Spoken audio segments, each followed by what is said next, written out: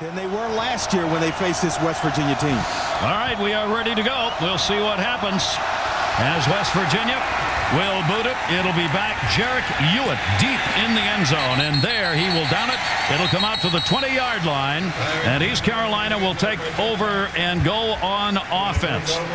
There you see the lineup with Johnson, the leading runner, Pinckney at quarterback. Dosh is probably going to be mostly blocking, doesn't do much else, but a big job up front. Yeah, and it's going to be on those guys to really protect James Pinckney as well as open holes for Chris Johnson. Good run blocker is Josh Kaufman, number 76, the big right guard for East Carolina. East Carolina offense likes to throw the football when given the chance, and may have to do that today. If West Virginia has a weakness, it may be their secondary. Chris Johnson is going to be in at the tailback position. He's going to carry over the 20 and maybe a yard.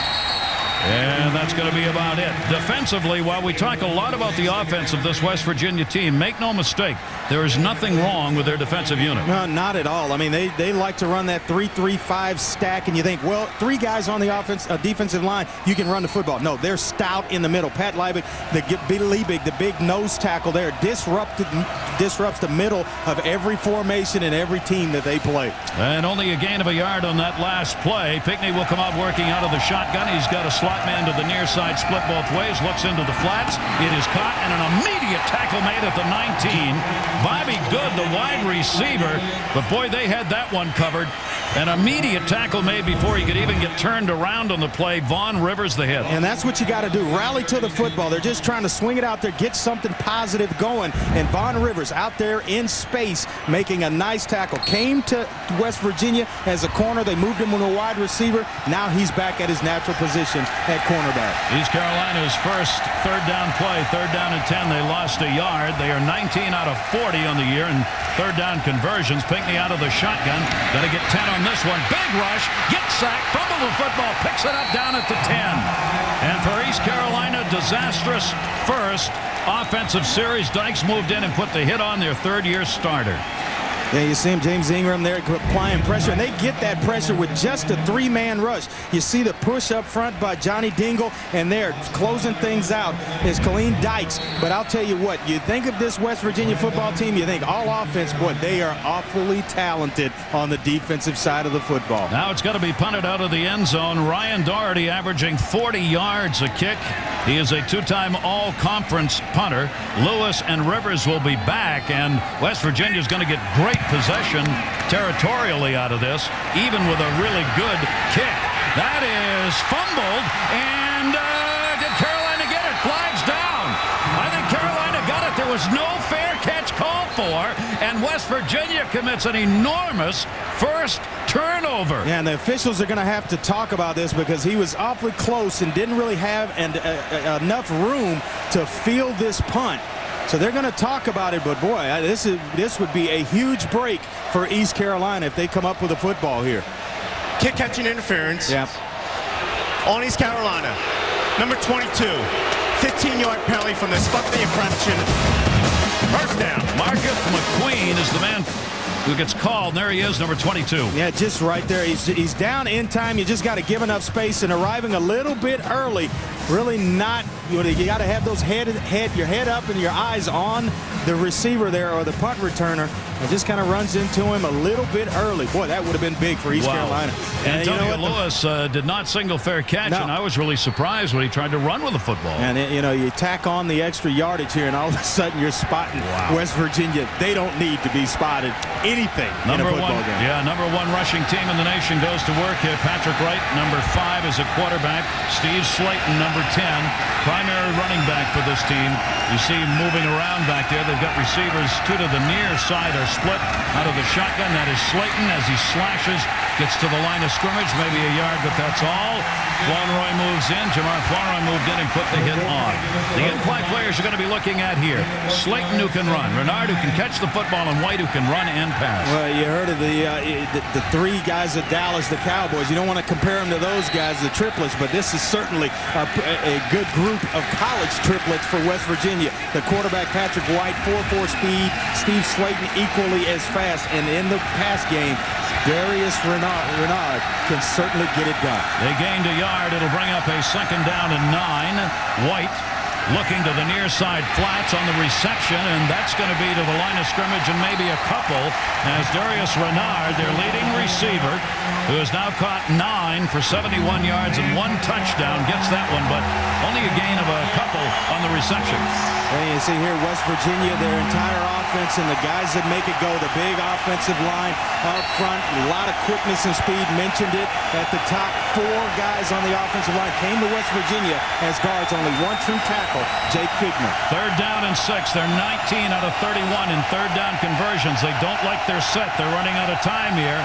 Got to get the snap off for West Virginia.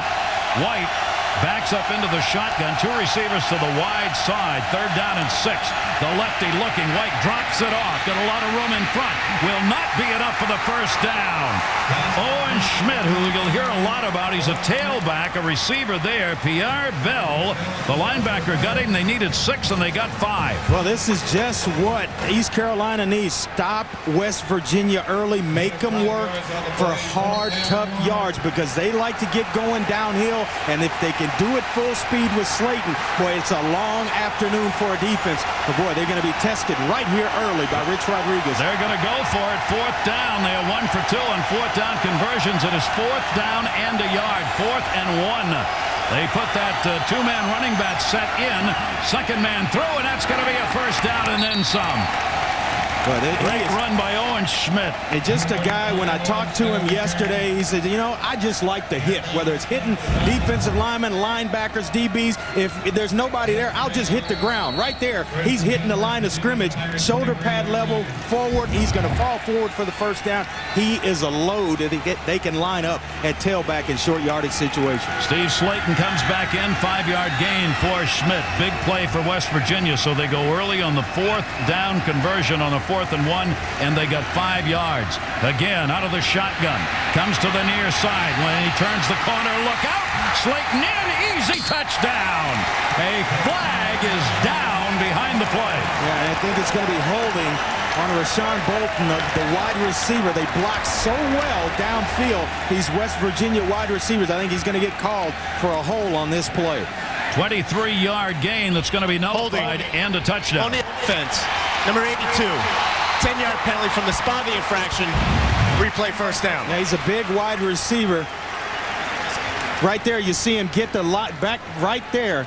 Just enough of the jersey to draw the attention of the official and brings back a touchdown. What a break for East Carolina. The penalties haven't really caught up with West Virginia yet, but they're the most penalized team in the Big East, 240 yards. Yeah, and you know, you got to feel like eventually in a big or a close football game, penalties will catch up with West Virginia. They usually do to any football team. Their great offense has overcome that. Now they're going to have to do it here again.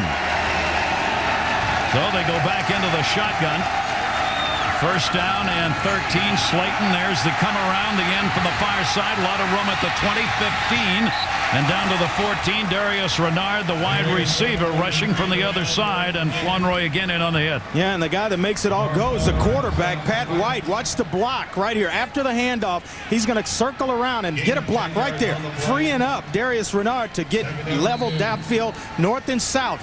Watch this block. You talk about quarterbacks competing. Pat White, complete quarterback, running, throwing, and you know what? Sprinkle in a block or two. Yeah, this is a spread offense that uses the option. You can see now why early on in this game why they are so difficult to defend against. If you're on the defense, you must hold your position or you're going to be in deep trouble. That'll be carried by Slayton away from 1 at the 12. He finally gets gang tackle, but it's going to be enough for the first down.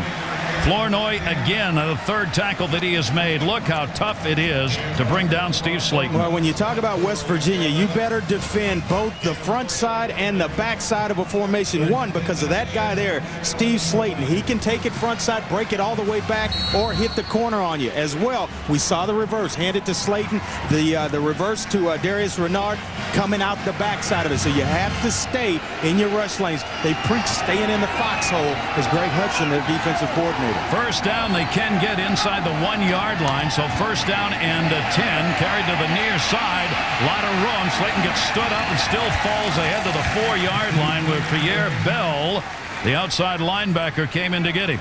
So it is clear already what's the job to be done by the East Carolina defense. They are going to have to be enormously good today. Yeah, and it's going to be the 3 linebackers that will be tested. Up front, they're solid, but these linebackers going to have to make plays when they arrive. Quentin Cotton, who leads them in tackles, will have to wrap up. He'll be there to make plays. If they stay in their gaps, they will be there to make plays. They just got to wrap up Steve Slayton when they get to him. Owen Schmidt, that big fullback, is the second man in there. It is a 2nd down and 4 for the first down, 5 for the touchdown. White's going to carry, cuts back inside, and did he get in? No. Yes, touchdown! Patrick White spun his way in, the quarterback for the TD, and a 5-yarder, and now in each of the last 6 games, this Mountaineer team has scored a touchdown on its first drive. And, you know, you got to weather the storm. They come at you in bunches. They get yards in bunches. You just kind of have to stay in your game plan, have some success offensively when it's there if you're East Carolina, because West Virginia is going to score. You can't keep them out of the end zone. That is the 2nd rushing touchdown for Patrick White. McAfee is out for the extra point. He puts it up, and it is good. So this team that lives on offense and comes into this game 2nd in the nation, averaging 46 points a game, a 5-yard finish, 8 plays, 37 yards. White, the quarterback, the TD.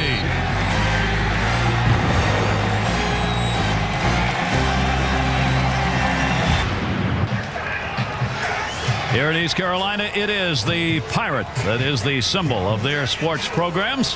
On hand here today, both statuesque-wise, and also out there on the field. But this West Virginia team, Yeah, we talked to Rich Rodriguez. He said there's four offensive guys that came in. They were all guards and then 1 tackle. You heard me mention that earlier. It's because they want to get their best 5 offensive linemen. They don't care if it's tackles, guards, just the best 5 guys. And it happened to be 4 guards who came to school at West Virginia and 1 tackle on that offensive line. East Carolina will get it back. They are trailing. Hewitt, again, this is 1 yard deep to the 10. 20. And gets tackled and swung down at about the 26-yard line. And I mean really swung around by Eric Wicks. Todd Harris.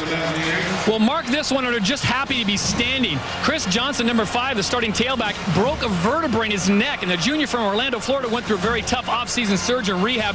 Many did not think he was going to return to football. It wasn't such a good idea after an extensive neck surgery. Spent the spring fitted with one of those bulking neck collars as part of his rehabilitation, mixed spring drills, worked tirelessly through late spring and summer to get back to 100%, and here he is, proof that if you put your mind towards something, you can accomplish it. He is fully recovered from neck surgery. They say there are no residual effects. And the fake to him, Bigney looking over the middle. That'll be completed at the 35 near a first down. The amazing thing about Chris Johnson is he played 3 games last year with a broken vertebrae before he found out he had it. Now you watch here, just the inside receiver working in zone coverage right there. Going to sit it down. In West Virginia, they will lock up a little bit a man through the zone in their defensive fronts or in their coverages. But when you see the zone, you got to, if you're James Pinckney, the football's got to come out fast because they rally to the football, this West Virginia defense. They're going to pass a lot. East Carolina, 52% so far this season of their plays have been pass plays. They run the draw play up to about the 40. Brandon Fractious, Chris Johnson and Brandon Fractious will be the 2 tailbacks. You'll hear from both of them today. Fractious averaging about 24 in the rushing department. Yeah, they like to run him in the middle of most formations. They said he's the guy we like to go between the tackles with. Chris Johnson's a slasher type who can get to the edge with the speed and really turn the corner. Fractious stays in the backfield. Both of these teams run almost a non-huddle. East Carolina will go back and huddle up a bit. West Virginia oftentimes will have no huddle at all. Fractious, the only man in the backfield on the carry, ran into his pulling guard that time and will get up to about the 41-yard line of scrimmage. And a half a yard at most as Dykes again moved in and put the hit on. Yeah, last week we talked about them. They faced Memphis, who really brings pressure off the edges. West Virginia like to mix it up in the middle. So when you run the football against them, stay committed to one side because there's not room to cut back. They're too fast of rallying to the football, this West Virginia football team defensively. Pinckney is 62% effective in passing the football. He's got a 3rd down and 5 here. Another 3rd down. They've got 5 receivers in this offensive set. Only 1 deep defensive back for West Virginia. Flats wide open. 45. Did he stay in bounds long enough enough to get a first down? I don't think so. I think it's going to be just short. Boy, he had plenty of room. There was, if he'd been able to stay in bounds, he could easily have gotten up to the first down marker. And a little bubble here by by Philip Henry, and then a curl route behind it, and you just read the area inside guy, which takes James Pinckney to the bubble. And I'll tell you, it's going to be just short, but I'll tell you, Skip Holtz, he's going to go for it here. Figure they got to try and get their offense moving. So we saw West Virginia convert on a 4th down in this game. And now early on, we're going to see East Carolina try it. So the defense of West Virginia is going to be challenged here. A 4th down. East Carolina's gone 1 for 3. That is straight ahead, and that's going to be close. James Pinckney and the sneak. My favorite play right there. Short yardage situations, quarterback, you don't have to worry about a bunch of ball handling. If there's penetration, getting to the running back, take the quarterback. He's a big guy, 6'3", 220 pounds. Get good push from the center up front. Tom Wiggenbaum and Josh Kaufman, the right guard. They get tremendous push. First down, East Carolina. So they convert, and they get a first down. Another 5 receivers set on a first down situation. First down at their own 47-yard line. Again, looking to the sideline as the plays are changed sometimes after the formation is set. And right now, Allison, number 2, the receiver near side, wasn't quite sure where he's supposed to be. James Pinckney out of the shotgun, low snap, looking for him, found him, favored the receiver, Allison. He's going to get hit and driven out of bounds, but he'll take it into West Virginia territory. Antonio Lewis on the hit. Well, here's one of the rays of hope for East Carolina. They run the same offense as West Virginia, so they get to work against it in practice defensively. East Carolina's defensive backs coach, Rick Smith was on the same staff with Coach Rodriguez at Tulane, and you know they faced the 3-3-5 last week against Memphis, so they got a good look at it that last week. I think they're prepared for this football team. Look at this. They come to the line. They all turn to the sideline. They get the sign. Then they go into their offensive set after they've come to the football. Pinckney goes back into that shotgun. It is a 2nd down and 3, 5 receivers. Looking down the middle, wide open. Can he get away at the 20-yard line? Allison to the 10. Allison 5. Touchdown!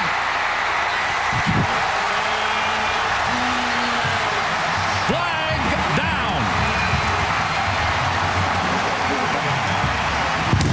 I'll tell you, you mentioned it. They come to the line of scrimmage. They break the huddle, get to the line of scrimmage, and then look to the sideline. They're looking to the offensive coordinator for the play. They get West Virginia lined up in the defense that they like, and then they can call the offensive play for that. You see him get in cover 2, and then all of a sudden the cornerback bites. Andre does a good job, Andre Allison, of converting his route to the fade away from the free safety or the safety on that side of the field.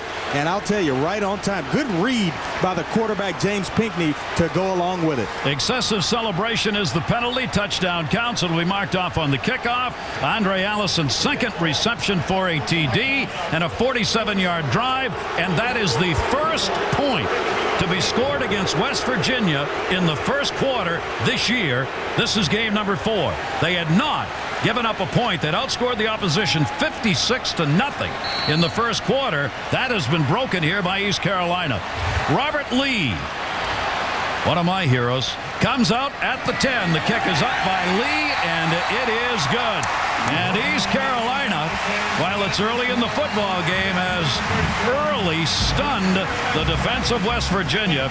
47-yard touchdown play, a 75-yard drive. It is tied at 7.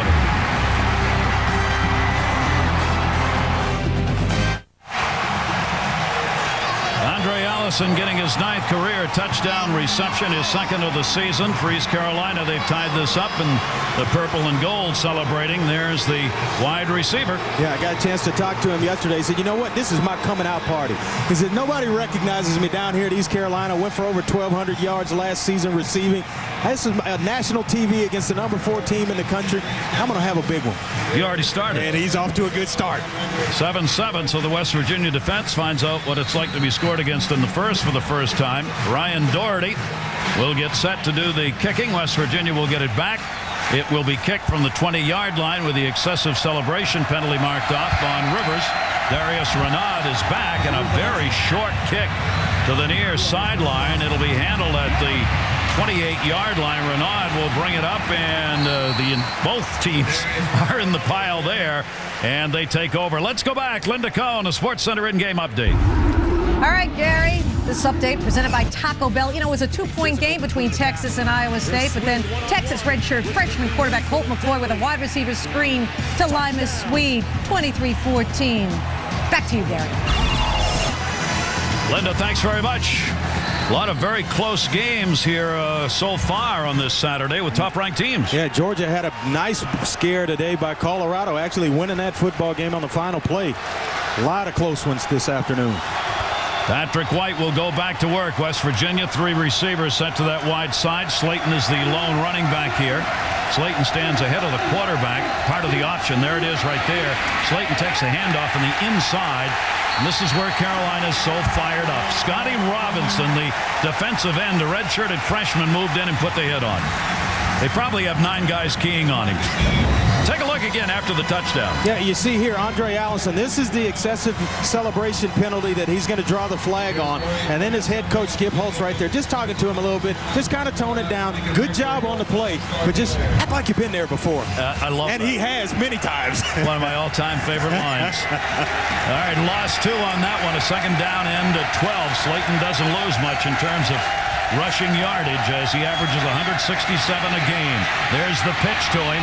Turns it. Got to make that one-on-one. That is one tough tackle. Kyle Chase, strong safety in a one-on-one against Slayton. You deserve to celebrate that. Well, I tell you what, good job of rallying up to the football. And you see here, occupy the quarterback. There's the pitch. And then Kyle Chase is right here. Going to show up open field with one of the best backs in the entire country. And you're able to get him on the ground. That is an excellent open field tackle. That's the kind of play that you're going to have to see out of this East Carolina defense. They are 108th out of 117 teams against the rush. 3rd down and 7 from the 40-yard line for West Virginia. White, 5 receivers. The southpaw looking. He can also run. He's gonna. Nowhere near the first down. East Carolina out to get him a couple of yards. Quentin Cotton, the outside linebacker and their leader, makes the hit. Well, he's the guy that leads them in tackles. And when we talked to this East Carolina football team yesterday, we always joke around about maybe sipping the Kool-Aid when you go in and having coaches tell you, well, we expect to play well against a good high-powered team. They were not intimidated. And they had faced this football team last year, an 11-1 West Virginia team, fought them to the bitter end. They felt like they would play well today in this football game. And Gary, so far, they have. Long way to go. Tied up. Minute 56 left in the first. Steve Kozlowski will come out to do the punting. He doesn't get to do that very often in a line drive kick. And they're going to have to let it roll. West Virginia will get the bounce inside the 15. What a bounce. All the way down to the 11-yard line on the punt. Kozlowski, who averages 40, got 50 on that one. Hey, do you know who the first player to have his number retired by West Virginia football is? We're going to tell you when we get back. We'll take a look at our heroes of the program.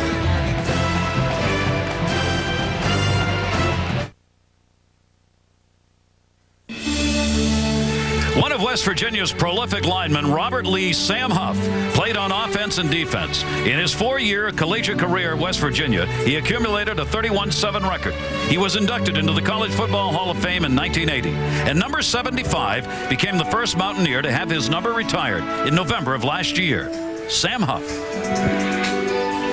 And he became a great linebacker in the National Football League for the New York Football Giants. And when he and Jim Brown were playing for Cleveland, one of the great matchups in the NFL's early days. East Carolina deep in their own territory. They go straight ahead, and the carry by Chris Johnson will be good for about 5 yards. Sam Huff was one of my heroes. I was a Giant football fan as a kid. And Sam Huff, there was a great show done on him called The Violent World of Sam Huff, because he was a ferocious linebacker, even though not very big. Yeah, 5 Pro Bowls to go along with that successful career. Just an amazing player. Played right here. West Virginia was the site. 2nd down and 6. East Carolina, they are tied up. James Pinckney at quarterback. He's got a couple of running backs, 2 wide receivers to the near side. Johnson again on the carry. He'll gain maybe a couple on that. Chris Johnson averaging 62 rushing yards per game. Had 106 yards against Memphis earlier this season. And let's go back to Linda Cohn. We'll get a Sports Center in-game update. Okay, Gary, big battle in Pac-10. Cal whipping it up against Arizona State, led by Nate Longshore. 8-yard TD pass to Deshaun Jackson. 4 touchdown passes in the first half by Longshore. And Penn State and Ohio State in the rain. It's the Nittany Lions by 3. Whoa. You know, some teams just have others' numbers. On the defense, number 19, 15-yard penalty, automatic first down. Well, here we go, West Virginia. These penalties. Rich Rodriguez was not happy about it last week against Maryland when he committed what he called stupid penalties. Talked to his team about it, and they've started doing it again. Yeah, they were mixing it up. Vaughn Rivers, and he's on the sideline now talking with Coach Rodriguez, but he's mixing it up with one of the East Carolina receivers, and he threw the last punch, and all of a sudden finds himself out of this ball game on the sideline with his coach, probably getting an earful. A 15-yard penalty to go along with it. It brings up a first down and 10, moves that ball all the way up to the 32-yard line. Fractious has come into the backfield, looks to the near side flats. They clearly want to go here, and that is Philip Henry on the reception. They've tried twice on that flat pass, but the great coverage by the defensive backs have swallowed it up. All right, looks like it's there, but they do such a fabulous job of getting to the football. Number 43, Kevin Boo McLeod, actually goes inside, and they're able to pop it out there, but the secondary just rallying to the football. Pinckney is now 6 for 6 in the passing department. During that touchdown drive, he went 4 for 4 and had a 4-yard carry on a quarterback sneak. And you know something? If someone had said to East Carolina, you're going to play number 4 West Virginia at home, they haven't given up any points in the half, but at the end of the first quarter, it's going to be 7-7. They'd take it. They got it. Great to have you with us here in East Carolina, where it's a 7-7 ball game. Number 4, University of West Virginia taking on the Pirates. And a good first quarter of play. 2nd down and 9 here. And it'll be the Pirates on the offense. 2nd down and 9 at their own 33-yard line. Pinckney again, who is a passing quarterback, will carry it on the keep. Not going to go very far on that one. Maybe back to the line of scrimmage, and the defense stops him there for a gain of a couple. That was Kevin McLeod who hit him. You know, I know you got to protect the football, but I mean, they've had some success with James Pinckney throwing the football, spreading out this West Virginia defense, and that may be the formula for teams that face them. The passing game, spread them out, make them prove that 1, they can rush and get to you, but 2, that they can pass defend. Just keep doing what you've done to have success. There they are again, looking to the sideline, getting the play. 3rd down and 9. Pinckney is 6 for 6 in the passing department. Philip Henry out here wide open. Wide open.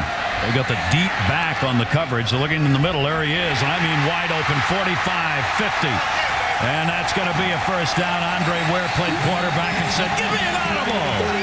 Well, you know what? It's easy. Just throw where they're not. And Philip Henry sitting out there in the slot, you can make a lot of yardage. Look how deep the safety is here and all this cushion. All you do is raise up. If you're James Pinckney, identify, raise up, give him the football, and let him pick up the first down for you. I mean, that was too easy.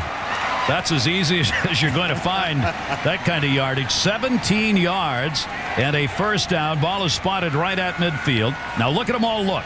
Well, everybody. They're getting the play. I love it. Holtz, right now, they're getting the offensive play because they have got West Virginia in the defense that they want them in. James Pinckney, you see that defense, 3-3 defense all over the place. On the carry to the line of scrimmage, not going to go anywhere. That is Pinckney. Pinckney as a runner doesn't do a whole lot except when he has to, at least prior to coming into this game. Pinckney had only 15 carries, 64 yards. Well, they're going to play a lot of wide receivers against this West Virginia team.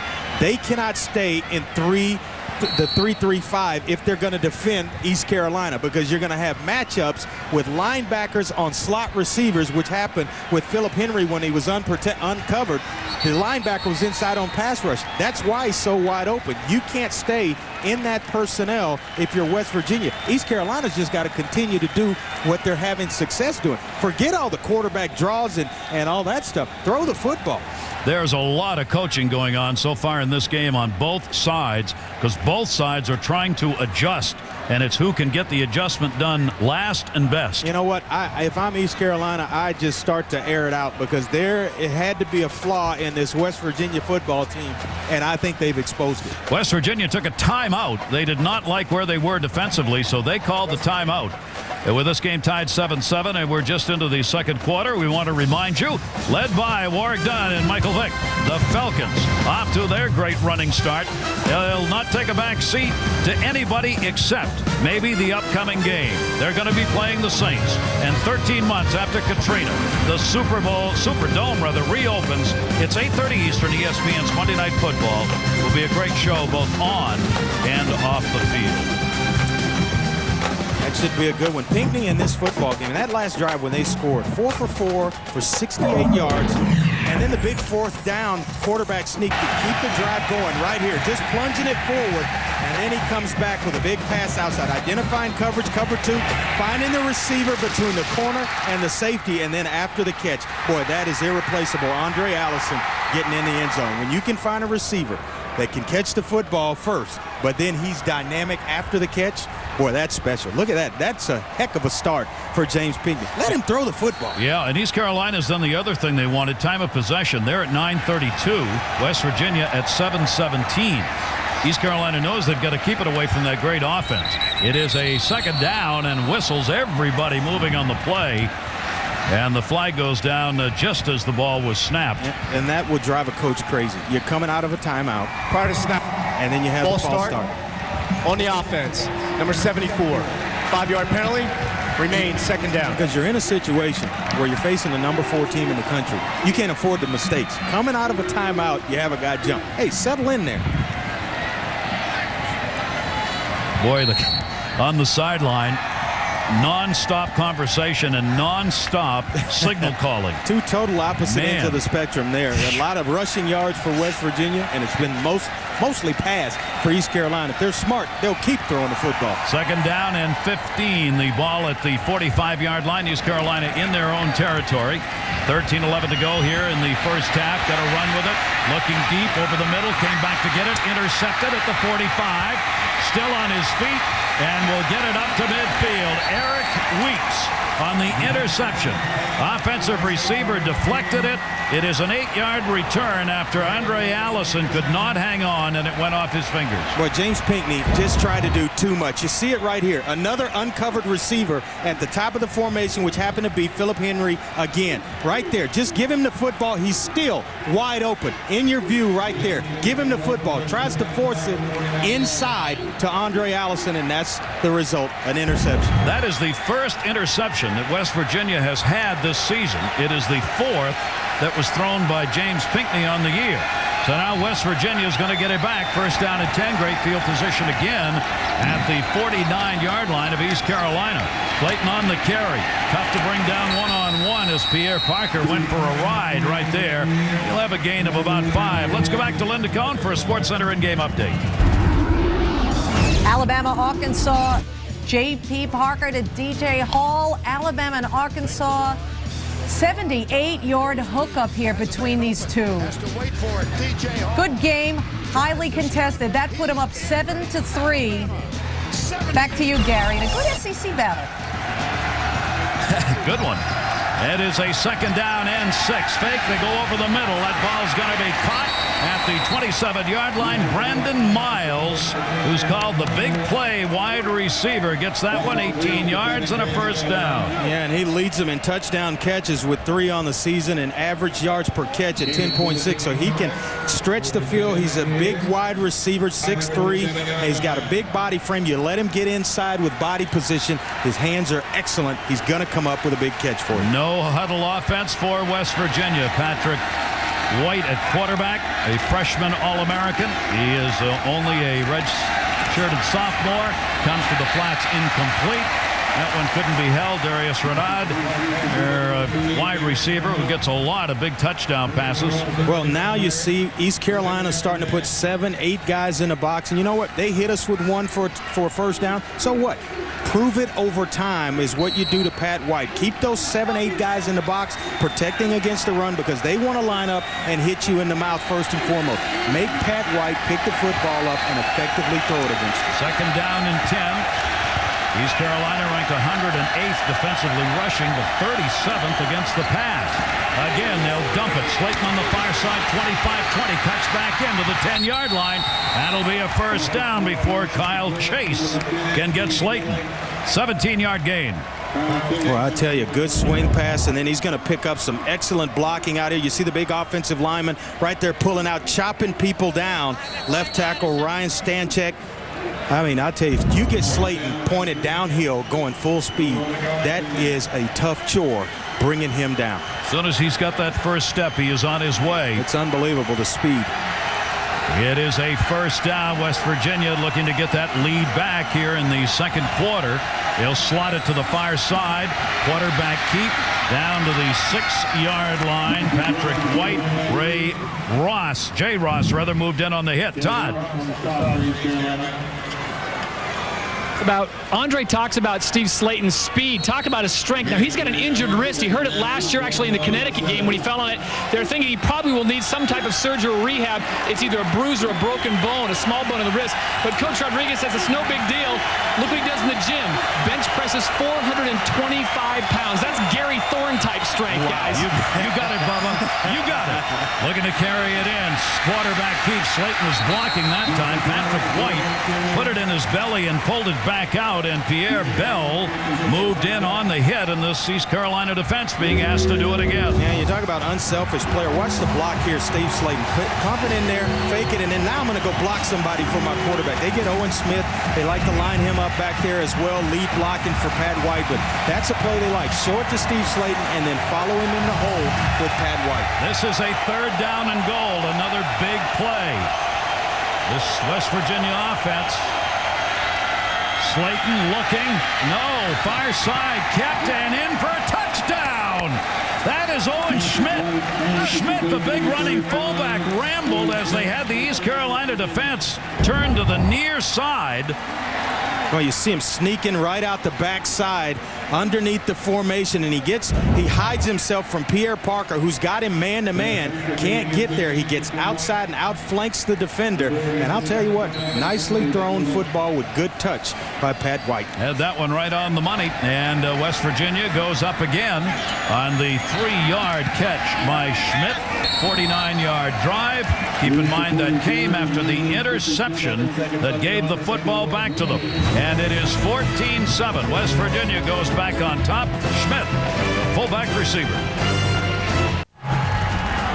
For Schmidt, that is his first reception touchdown in his career to give West Virginia the 14-7 lead. Well, he is the definition, the true definition of football player. I tell you, he blocks, he runs in the short yardage game, and then he's got good hands out of the backfield. That's a guy, in my opinion, Gary, he's going to play on Sundays. He's going to be a value to to some team on Sunday afternoons.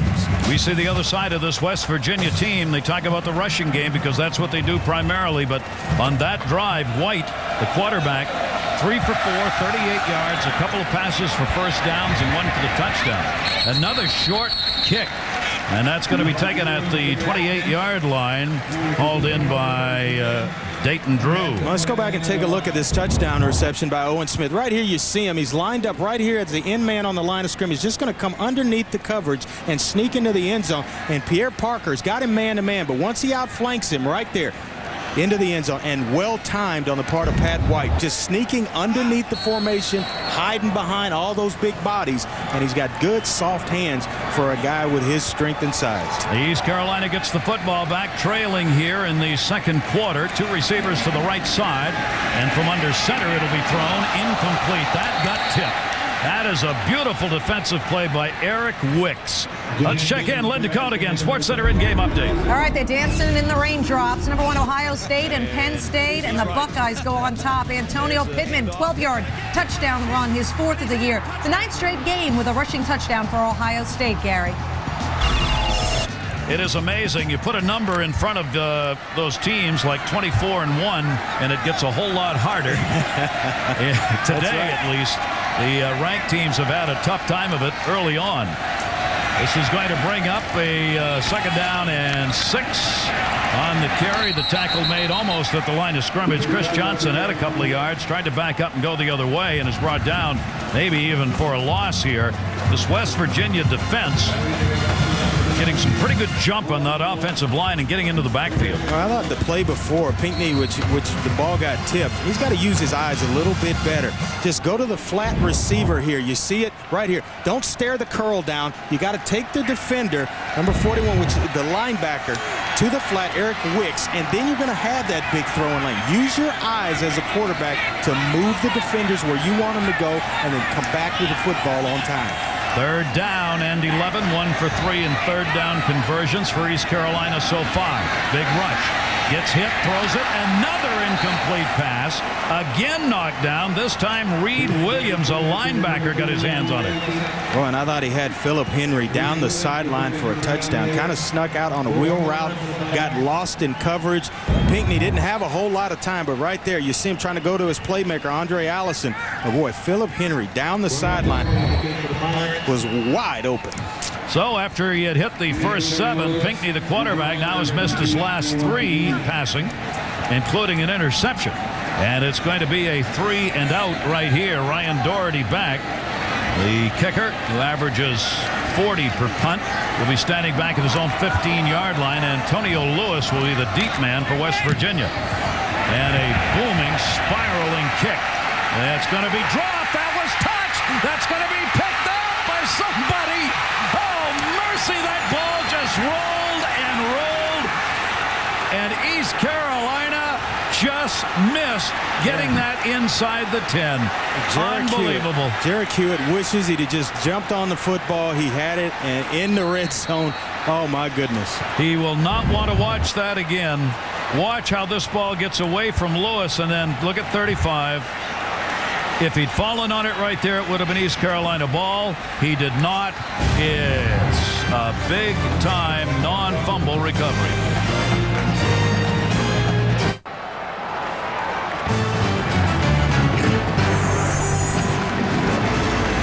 ESPN2's college brought to you by Nissan, proud presenter of the 2006 Heisman.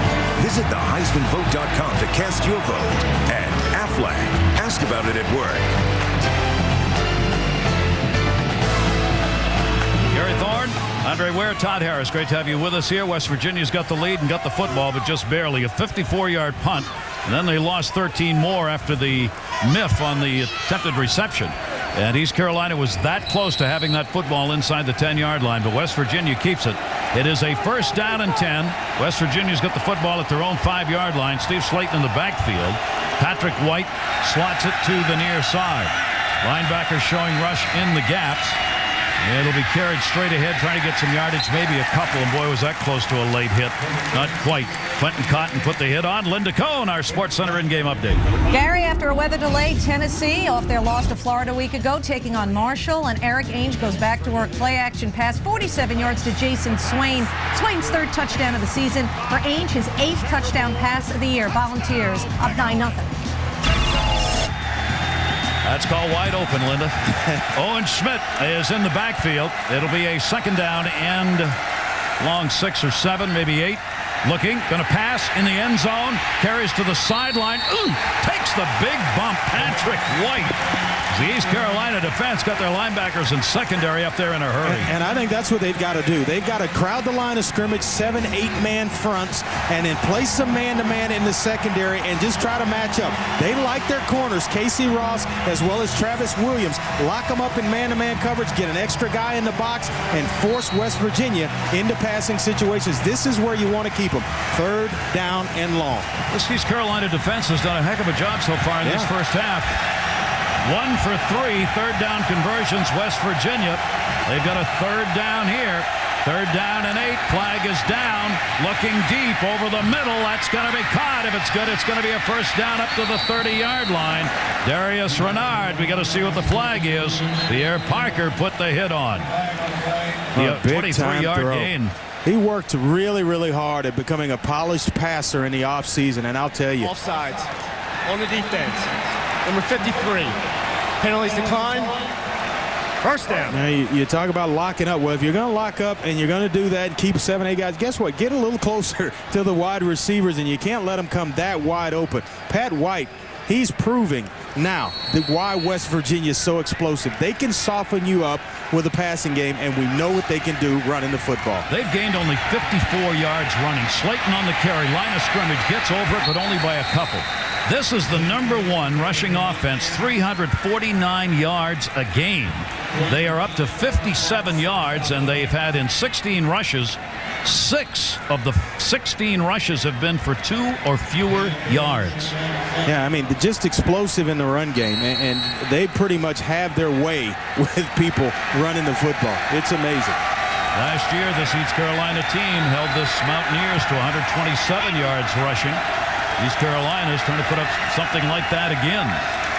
And it is a second down. Again, they come to the flats. And that's going to be brought up to the 45. That is Darius Renard. Renard's finding some room. He gets a 12-yard gain on another first down. Well, you talked about just 54 yards rushing, but they've gone 6 consecutive games of 300 or more yards, and that's dating back to last season right there at the Sugar Bowl with Georgia. 382 against a good Georgia football team, but out of the gate, 340, 392, and 314. That is amazing. Renard's had 3 receptions, 37 yards. West Virginia showing their passing game here. They're ahead 14-7. Again, they come to the near side. Slayton, who can burst. He's going to get it down to the 40-yard line. Pierre Bell makes the tackle, but it is another first down for West Virginia. Yeah, and they need to get a stop here if you're East Carolina, because they're not real deep defensively. Defensive players now starting to get a little winded. You see guys trotting off Pierre Bell there, but they're not very deep along that defensive front. Linebackers and the third layer secondary-wise, they got to get a stop here. That was a 14-yard gain. Patrick White looking over. He will come up under center. Now West Virginia's gone to the same kind of late call offense as they come to the line and then look over to the sideline. This is the option play, and that will be taken to the line of scrimmage by Owen Schmidt, and not much more. Stop for no gain. It'll bring up second. Let's check in again with Todd Harris. Todd. Well, Gary and Andre, during that last change of possession, the focus of the defensive coordinator's ire was really focused on the linebacker core, and Andre will have to translate this for the rest of America, but they're saying make sure you're manning your foxholes, your responsibilities. They were very pleased with the fact that they're getting them to third downs, but he said at third down, we got to make some plays. So, Andre, what's the foxhole terminology? Well, that means if you're in the A gap, B gap, or C gap in a formation defensively, you stay there. Don't try to do anything outside of your job, because you get out of position, and then another guy's got to cover for you. He gets out of position. In West Virginia, they make you pay. 2nd and 9. That's completed to the 30. That's going to be another first down. Driven out of bounds is Jeremy Bruce, a sophomore, 12-yard gain. That is his first reception.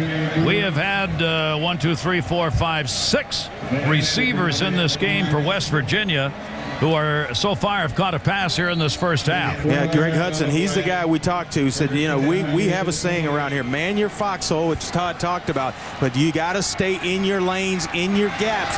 Do not abandon them, and believe and trust in the guys around you and the system, because if you move one spot too many, they will hit you for the White on the carry. He's got it up 25. Flag is down. He'll take it up to the 15-yard line.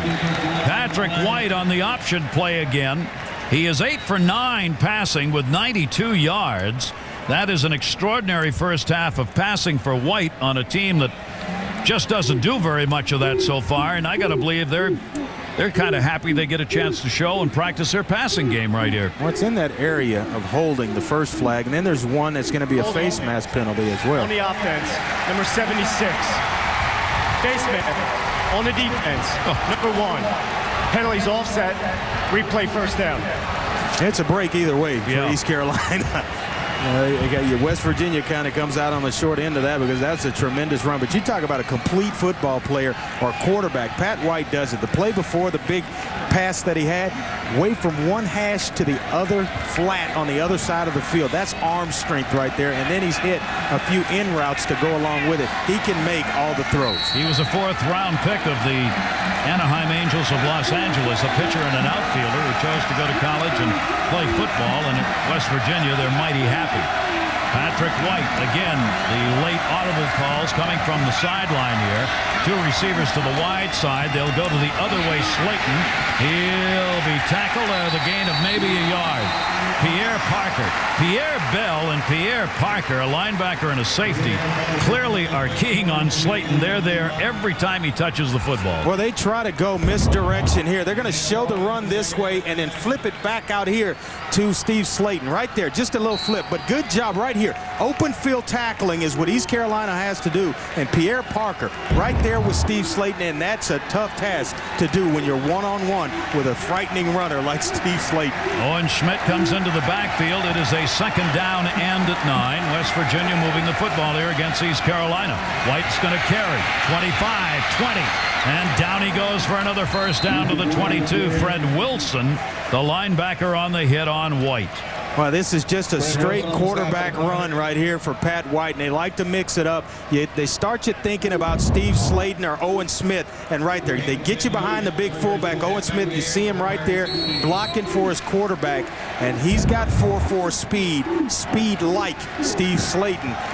2 tremendous athletes in the backfield. White averages 52 yards a game in the rush department. He got 11 yards on that one. It is another first down for West Virginia. They threaten again. And this time it's going to be thrown for a loss back to the 20-yard line. Steve Slayton.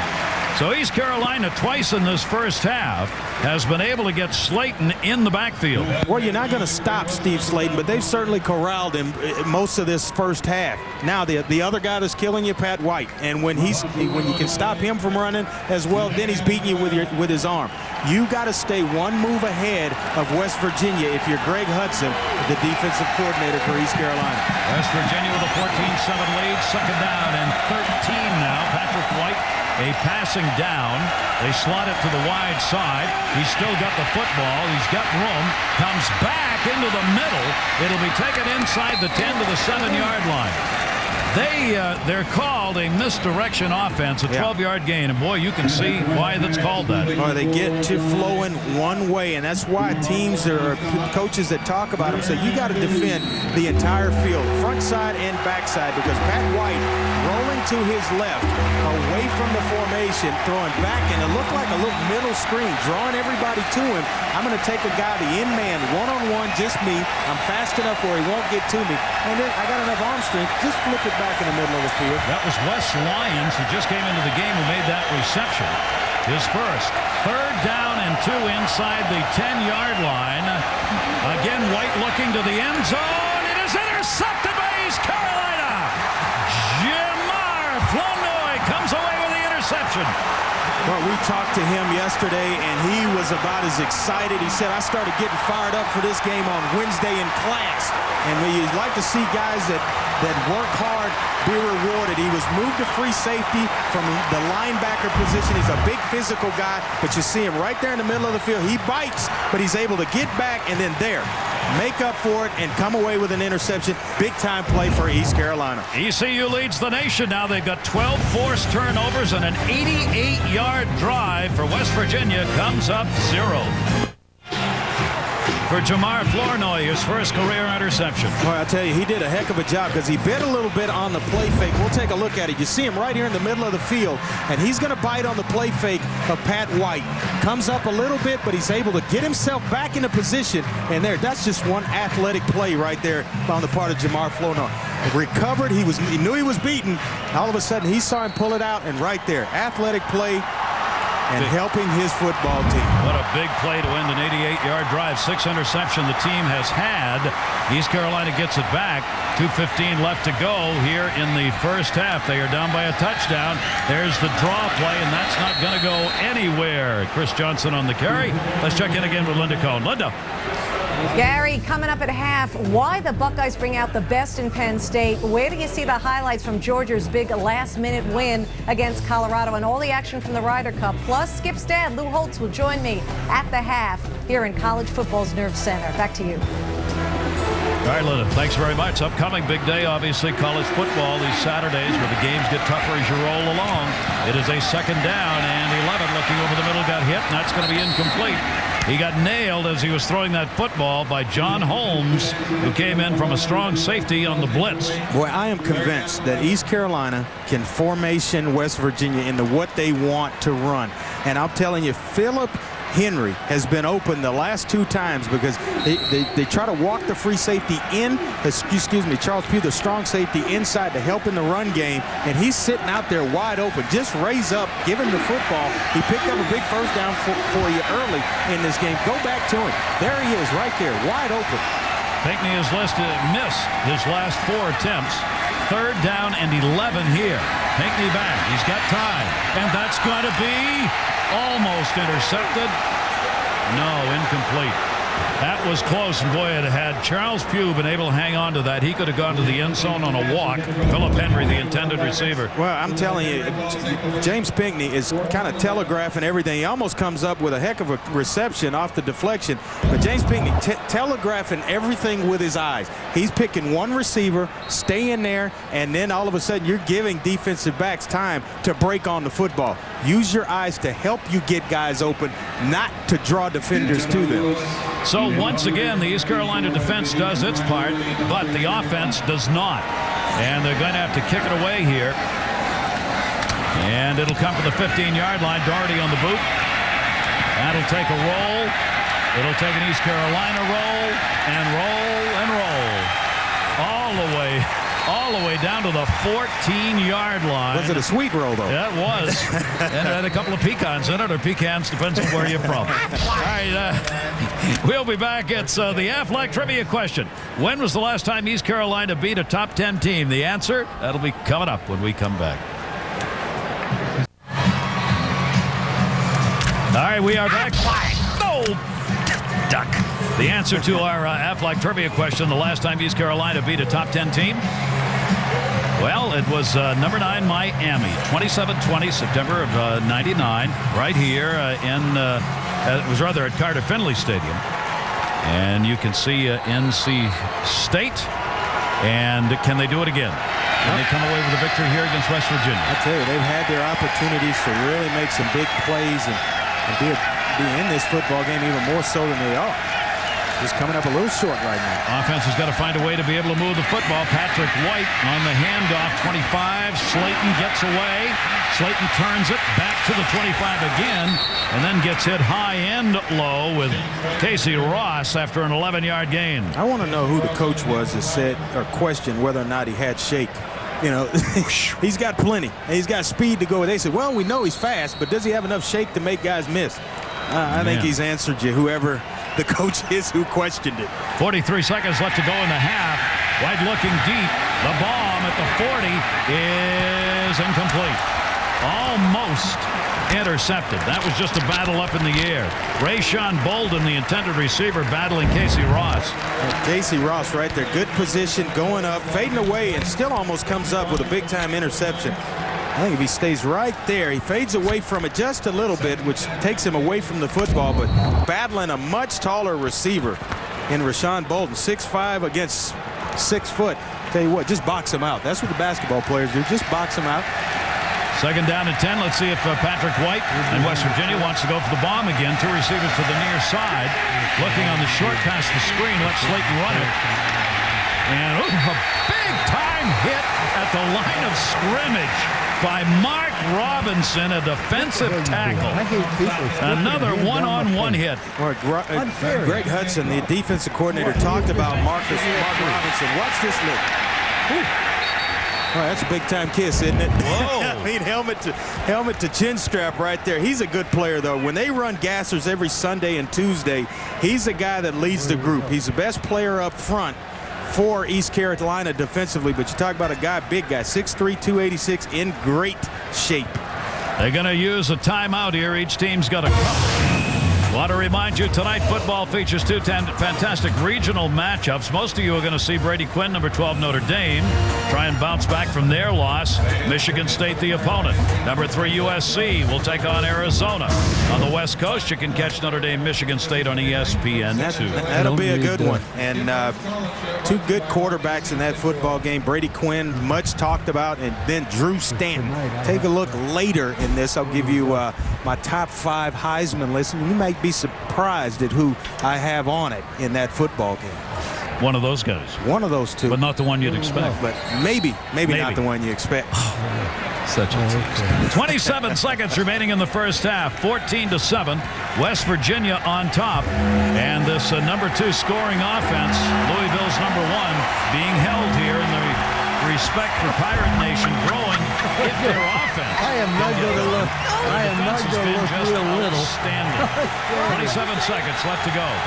Third down and 7. West Virginia 2 out of 5 in third down conversions.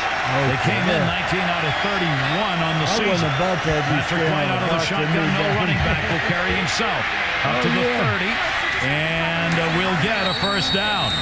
So White gets it done, and he'll have a 9-yard gain. Fred Wilson, the linebacker, on the hit. Yeah, I can hear you. Boy, the speed is just frightening. I mean, they've got enough talent at receiver to spread you out, and then all of a sudden, that offensive line is going to create some gaps for Slayton to run through as well as White. And when they hit it, it is unbelievable how fast they get to the hole, get to the next level, and you better bring your hat and make sure you wrap him up, because he can sliver out of it, and then you're chasing from behind. West Virginia's going for a score here. They use another timeout. They've got one left. You can see why in the offseason, West Virginia had 30 Division I staffs represented in West Virginia to learn more about their offense. 30 Division I schools came and said, how are you doing this? And I asked him, I said, where's the fine line when you don't want to give up too much and then you want to help out a little bit? He said, you know what, there is a fine line. We don't give up everything.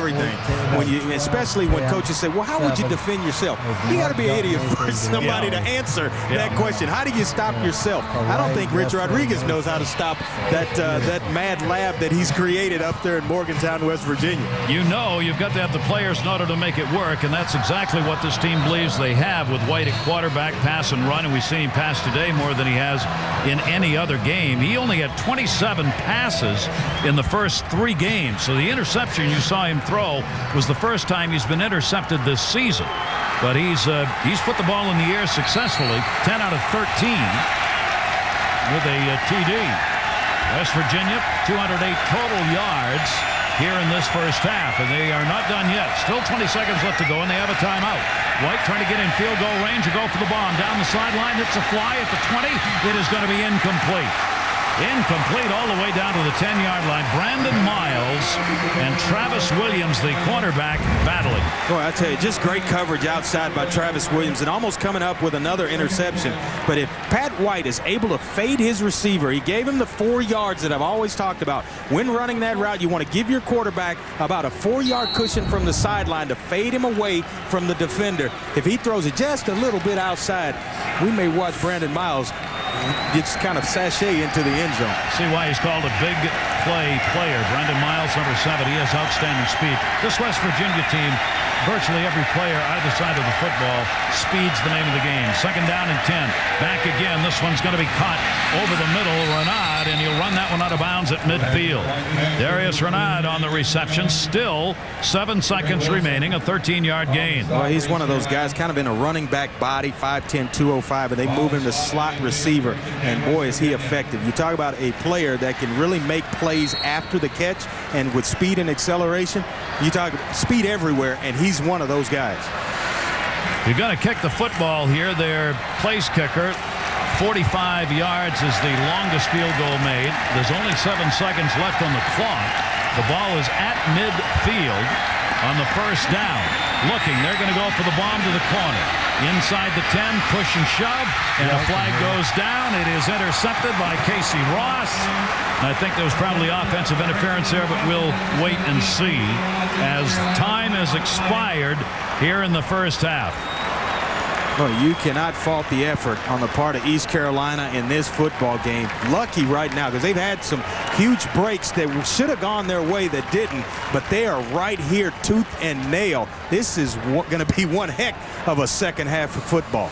Both teams are staying on the field here, even though time's expired. They want to make sure they know what the call is. And there it is. It is the offensive interference call, so that's going to end the first half. You see the receiver here, number 9, Dwayne Thompson, working against Casey Ross, who has great position on a larger receiver, and right there just pushing him in the back, trying to get himself open or get to the football. Casey Ross, excellent coverage. And this is going to be the lowest scoring first half by far that West Virginia has had this season. They've got a 14-7 lead. Let's get on to Todd. Coach, up 14-7. How do you address the success that East Carolina is having in the passing game in the second half? Well, our defense made some nice adjustments in the last couple of series. We're just not executing very well on either phase. Our punt return is not executing well. We just got to make some corrections at halftime, come out and play hard, because it's going to be a 60-minute game. What do you tell your young quarterback at the half? Well, just relax. I mean, he's he's doing okay. Had made one bad decision there at the end. We just got to play our style of football, keep our composure, and play ball. Great. Thanks, Coach. Rich Rodriguez, who himself played at West Virginia, where he was a 3-year defensive back, takes his team off with a lead, but he knows he's in a football game. 14 to run it, time of possession as well, and then convert on third downs. And it'll be West Virginia getting the football first. That'll be taken in the end zone where it will be downed. And it'll be a first down and 10 for West Virginia. The time of possession is already 5 minutes in favor of West Virginia. That's why the East Carolina offense has got to get something going to turn that around. But the defense has certainly done a job. West Virginia's gained 102 yards rushing. But for a team that averages 349 a game, that's not so bad. No, sometimes the best defense is to just keep them off the field. And offensively, you're talking about a defense that's played a lot of plays for East Carolina. They needed to spell them a little bit. So keep the football offensively. Long drives is what they need. Patrick White has rushed 7 times for 31 yards. The quarterback, there he is on the carry, and he gets hit at the line of scrimmage and maybe even a little bit behind it. Let's get an update from Todd Harris. Todd. Well, Gary, had I not known that Andre Ware was up there having a hot dog during halftime, I would have thought he was in the locker room of the East Carolina Pirates. He's exactly right. Coach Skip Holtz told me they've got to get in some kind of rhythm, spell their defense. He said, we've had some good drives, but too many 3 and outs. We've got to get in the rhythm, get some kind of execution going with run and pass to keep this powerful West Virginia offense off the field. What are you talking about? I had a salad at halftime. That's right. I can vouch for that. Even had fruit. Disgusting. All right, White goes back into the shotgun. It is going to be a second down and 10. No gain on that last one. This is the end around again. And East Carolina at 30 can't stop him before he gets the first down. Renard again. Darius Renard, second time they have run that. That's good for 11 yards and a first. Well, we talked about him. He's got that running back type stature, just built just like a running back. So when he gets the football, I mean, in open space, speed to go with it, power to break tackles, and he's dangerous on that little play. You mentioned the second time we've seen it in this ball game. He gained 11 on the first one. He gets about the same on that one, and he gets a first down. You see the time of possession there. That happens when you're playing West Virginia because they run the football so often. Although in the first 4 games, this is the fewest amount of rushing yards. Slayton on the carry. They've been on him all day. The 3rd time he's been thrown for a loss. Pierre Parker. So the defense continues to slow down with the nation's outstanding runners, Steve Slayton. Like bees on honey right here. I mean, a bunch of guys, bunch of purple helmets showing up. Fred Wilson as well, Pierre Bell, all those guys. You need to tackle Steve Slayton in bunches, and they're doing that. Greg Hudson doing a good job defensively in this football game of calling a fabulous game against one of the nation's most high-powered offenses. Slayton has 23 rushing touchdowns in the last 10 games. He has not been close in that regard so far in this game. And there's Slayton again. And Slayton gets it up to the 40. Slayton's got the first down. And Slayton, wow, with helmets and mouthpieces flying all over the place. Flags go down too. There has been a lot of chatter going on. Quentin caught and put the hit on. A lot of chatter between these two teams. The officials have been charging to wherever the ball is down to get between players because there's some real heat going on out there right now in the field. Well, just a little bit extra. Personal foul. Late hit. Number 50. On the defense. 15-yard penalty from the end of the run. Automatic. First down. Well, he picks up a heck of a block by his tight end, Michael Villagrana, on the end there, and then Quentin Cotton just not playing past the whistle right here. You see number 88. Watch that seal block right there, which enables Steve Slayton to get outside. And boy, it's just speed right here. And what goes understated is his ability to break tackles. And here's the penalty. You hear the whistle. And then still continue to drive him out. I don't know. That's kind of picky right there. Yep. He didn't take him down. No, he didn't take him down. That's more of a makeup here to try and keep things under control. It is a first down and 10. Again, West Virginia on the offense. That is Slayton's longest run, 16 yards, and the 15-yard penalty tacked on. Owen Schmidt on the carry. He had a couple of carries, 6 yards and a touchdown for the big fullback for West Virginia in that first half. He'll gain another 5. That's a body. 6'3", 250, runs 4.6 in the 40. Gary, check this one out. Power cleans. Actually told me yesterday, correct me, hang cleans, 435, 18 reps. Unbelievable. Unreal. Unreal. He is. Patrick White, I mean, he is a tank out there. Just underway here in the third quarter. West Virginia, the number 4 ranked team in the nation, in a battle here. Back to pass. They drop that one off to Slayton. 30, 25, 20. Well over the first down yardage needed. He will take that one up to the 18-yard line. A 14-yard gain. Steve Slayton. And this offense is rolling. And still too many plays for East Carolina defensively. C.J. Wilson, big defensive lineman down the field making the tackle, but boy, they are coming at you in a bunch of different ways. They run Slayton, they run that the little zone play, they pull it with Pat White, and then dumping it off to Slayton in space is even more dangerous. 11:33 left to go here in the third. West Virginia, another first down. Slayton again, and a whistle blew on that one right after the ball was hiked. Well, we'll see what the call is here. If there's been one break for East Carolina, it haven't been many. It's been the West Virginia penalties and when they've occurred in this game. And a couple of gifts and turnovers as well that's really saved East Carolina. It was an inverted whistle from the stands. We'll replay first down. That'll help them too. Please keep the whistle in your pocket. Thank you. That's sad, as the whistle did not occur on the field. Oh, they asked the fans, and that could have been either Pirates or somebody else who did that. This is going to bring up another first down right where it was, a first down and 10. And again, see what they go with this time with Patrick White in that shotgun. He's got Owen Schmidt, the big running back, next to him there. 4 receivers are out. Schmidt up the middle on the carry, and he's not going to go anywhere in the first effort. The second one, though, will gain about 3. Let's check in with Todd Harris. Todd? Well, I'm not going to throw anyone under the bus here because the folks here in Greenville are real nice, but on the right end zone, it's standing room only. I don't even think you need a ticket to get in there. It's just a big open area, and I don't even know if it was an inverted whistle or someone out there because the kids are throwing football, they're tailgating, but the defensive backfield for East Carolina, they stopped. They thought it was whistle on the field, and the referees were asking each other, did you blow the whistle? So they just called the play dead and started from scratch. That's a good catch by the officials. Second down and 7. West Virginia balanced attack, 137 yards rushing, 134 passing. Unheard of in their first 3 games of the season, but they all won by wide margin. And not going to go far this time. Patrick White on the carry. That is Dontre Brown, a defensive tackle senior, on the hit. Man, I had a chance to talk to Pat White yesterday, and he said he ran an offense that was very similar to this one in high school. But look at all the purple shirts there. They like to line him up and just follow Owen Schmidt into the hole. I'll tell you what, this East Carolina defense, you have to take your hat off to him. Dontre Brown, big guy out of Fayetteville, North Carolina on that play. They are playing their hearts out. And another big play, a third down and 7. West Virginia 3 out of 6 on third down conversions in the first half. Third and 7 here. 2 receivers to the near side. Patrick White over on the flats, caught at the 10. And the tackle made, I think, shy of the first down on Rayshawn Bolden. It'll depend on the spot. Pierre Bell put the hit on Bolden. I think it's going to be about half a yard short, but you see just quick right here. They like to roll him. They'll set him in the pocket every once in a while, but he's more effective when he can roll and throw the football on the move. Right there, just gets it out, hit north and south, and I think it may be just short.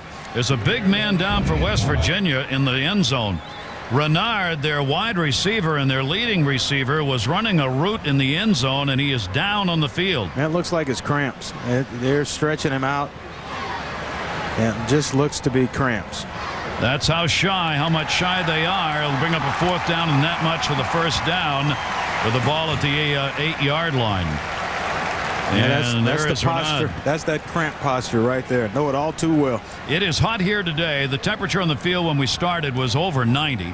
The field is for the most part now in shade, so it'll be a little cooler than it was in the first half, but a warm, humid day. Yeah, Renard's going to be in the slot right here, and he's going to pull up just a little bit lame in this route. You see him right here trying to work himself open, and I'll tell you what, just pulls up. The cramps catch him. You see him there limping a little bit in the back in the end zone. Finally, so bad he's got to go ahead and take a seat. They're still working on it. West Virginia came out ready to try the field goal, and obviously they can't do that with Renard still down in the end zone, so they're going to have to wait on it. Pat McAfee has come out. He's 2 for 3 in field goal attempts for West Virginia. But right now, they can't move Renard. Well, that's a painful, painful deal when that happens to you as a player. There's nothing you can really do other than try to get to the sideline and get as much liquid, water, Gatorade, whatever you can get inside you as fast as possible. And then when that doesn't work, they take you in and hook you up to an IV and try to get fluids in you. Talking about the great receiver that he is, he had a 95-yard kickoff return for a touchdown against Maryland last week, and he was voted the conference special teams player of the week because of it. Want to remind you that coming up, an impressive list Saturday: Tennessee, Chris Leak, number 5 Gators, Kentucky Wildcats, college football primetime ESPN Saturday night 7:45 Eastern. And remember, all college football games on ESPN, ESPN2 are available in high definition. Chris Leak has figured out Urban Meyer's offense down there, and got Florida ranked in the top 5 now and rolling. They are the number 5 team. The number 4 team is on the field here from West Virginia. And Darius Renard, obviously, really cramped up. A very slow walk to the other side. They've had the mist machines on all afternoon. Yeah, but when that old body gets low on fluids, there is nothing a mist machine can do. Can't suck in enough of it. Nope. A lot of West Virginia fans. They were expecting 5,000 to 7,000 fans from West Virginia to be here for this game in East Carolina. We got a big house of some 43,000 on hand for this game. Renard out of there, 4 catches, 50 yards, and 2 runs for 23 yards. We'll see if he gets back in. Pat McAfee, his longest, a 29-yarder, comes out on the field goal attempt on this 4th down short yardage situation. 26-yard attempt. It is up, and it is good. So McAfee delivers with a 3-pointer in the first possession for West Virginia in the second half, and the Mountaineers extend their lead 17-7.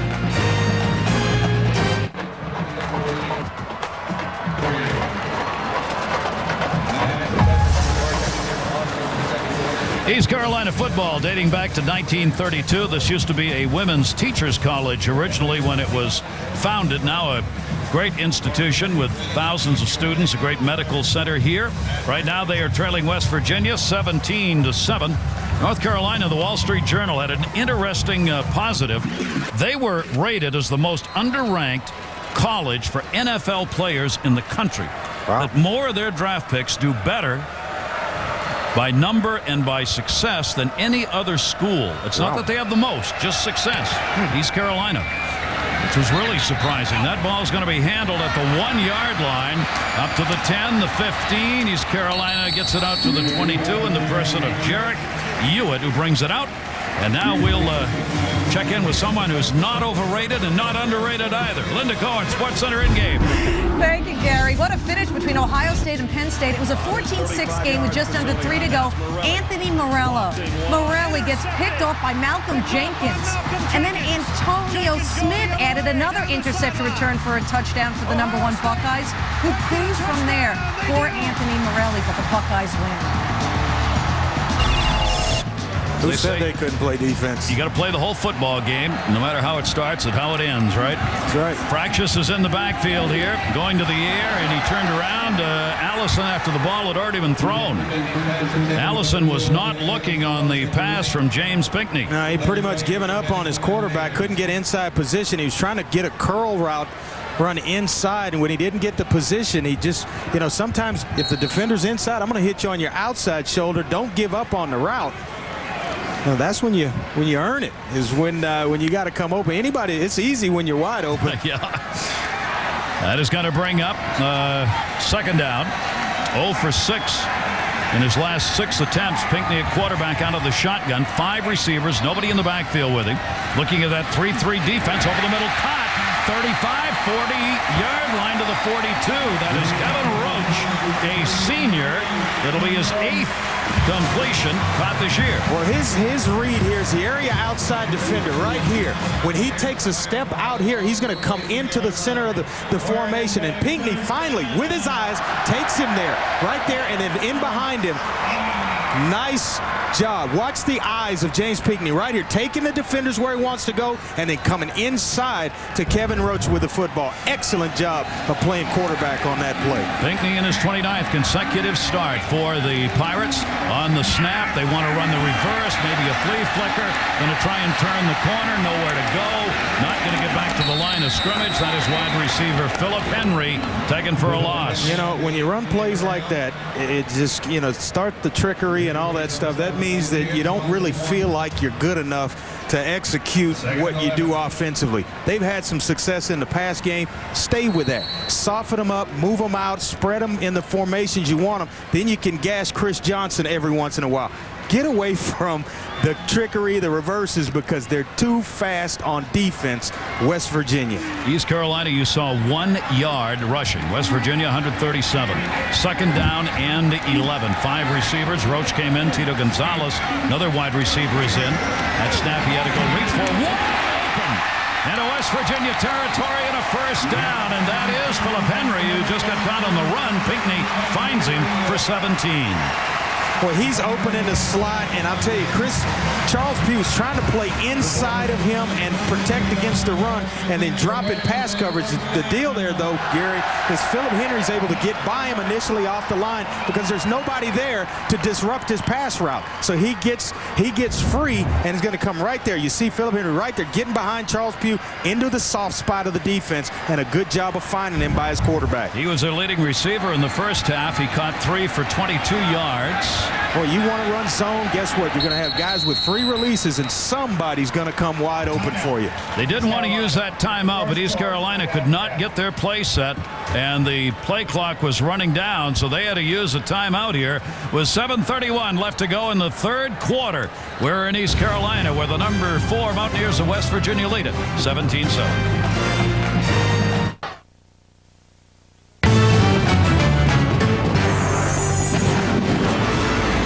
ESPN2's College Football Primetime, brought to you by the 200-horsepower Volkswagen GTI. Make friends with your fast. East Carolina has moved into West Virginia territory for only the second time today. The other came in the first quarter when they had their touchdown drive. And let's see if they can make use of this one.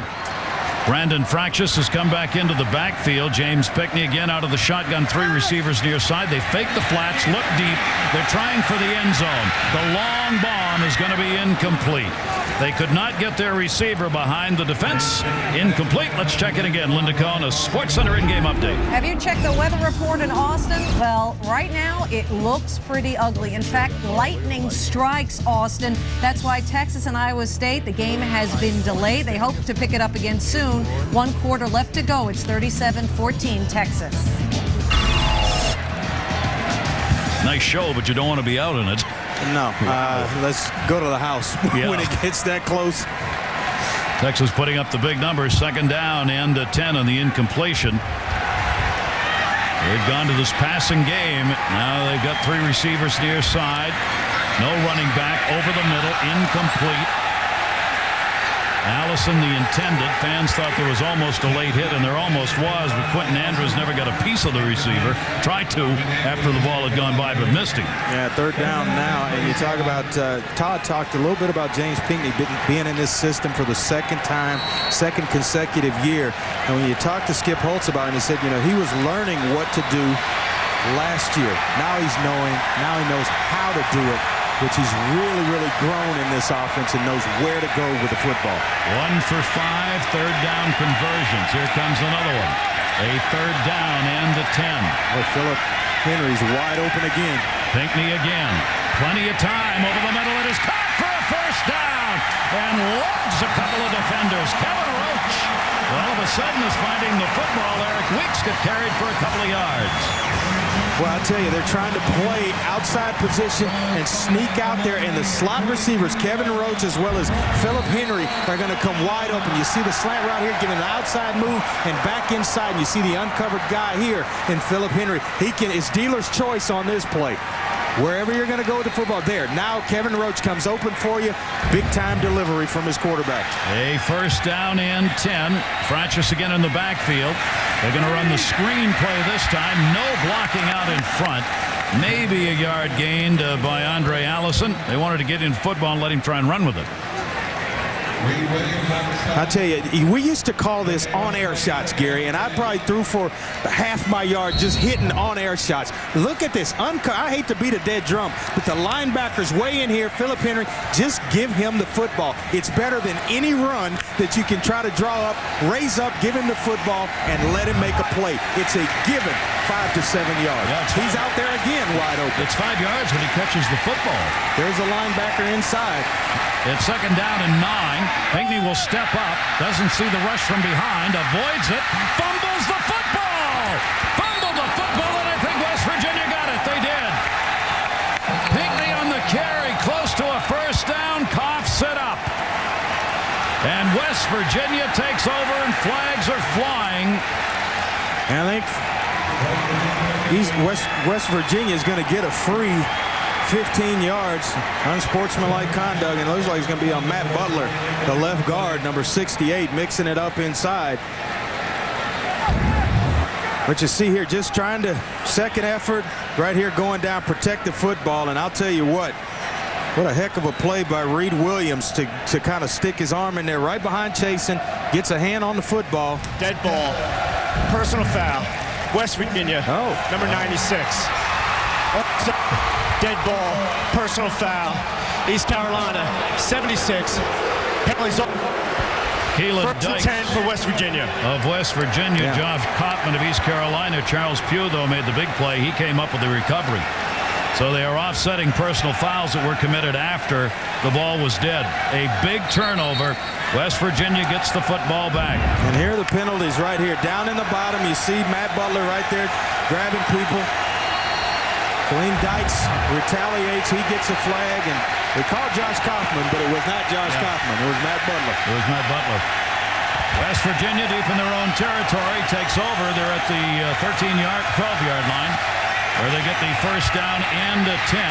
Looking for a little running room here. Boy, there are some late hits again.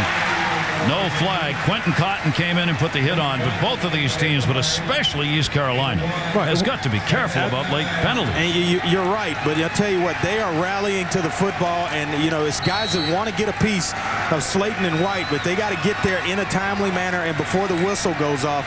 And I'll tell you what, Greg Hudson has a good design defensively for this West Virginia offense, and he's making it work for every yard. That is Quentin Cotton, number 50, their leading tackler, the outside linebacker, just barely able to stay up here. Over the rush, it is incomplete.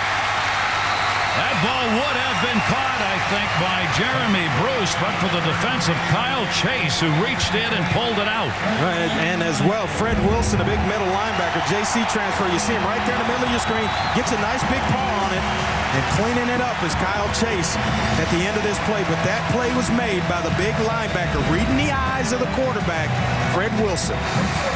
Now that is Fred Wilson right there going to the sideline. Another big third down play, third down and 8. West Virginia 3 out of 7 in conversions, and another penalty being marked off. Wow. I mean, they don't need freebies. You just had a big play on second down, and no explanation for this one from the officials. I don't know. It is a first down. That was a penalty called there against East Carolina.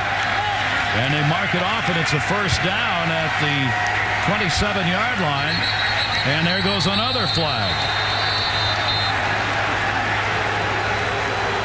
On the play before, I do not know what it was, but it must have been a personal foul. Certainly they didn't rule it a catch. So no. False. on the offense. Number 28, 5-yard penalty, remains first down. We understand on the play before this, the penalty was called for roughing the passer. Yeah, we got no explanation here, but you see right there, Pat White. Who roughed the passer? I mean, where did it come from? Scotty Robinson was just in a pass rush. Didn't even touch him. And he pushed his own offensive lineman into Pat White. I can't for the life of me think that he called that a roughing the passer. That's where the flag went down, but sure didn't look like it. This one's going to be carried, and he'll bring it up to the 32-yard line. Again, the quarterback, Patrick White, there goes another flag. This is in the defensive backfield. We told you this is really heated up, and the animosities are real and alive out there in the field. Now you see the guys trying to settle themselves down. Dead ball, personal foul on the defense. Number 8, blow to the face, 15-yard penalty from the end of the run, automatic, first down. Yeah, he was working against Big Dan Moses and got a little frustrated. Travis Williams.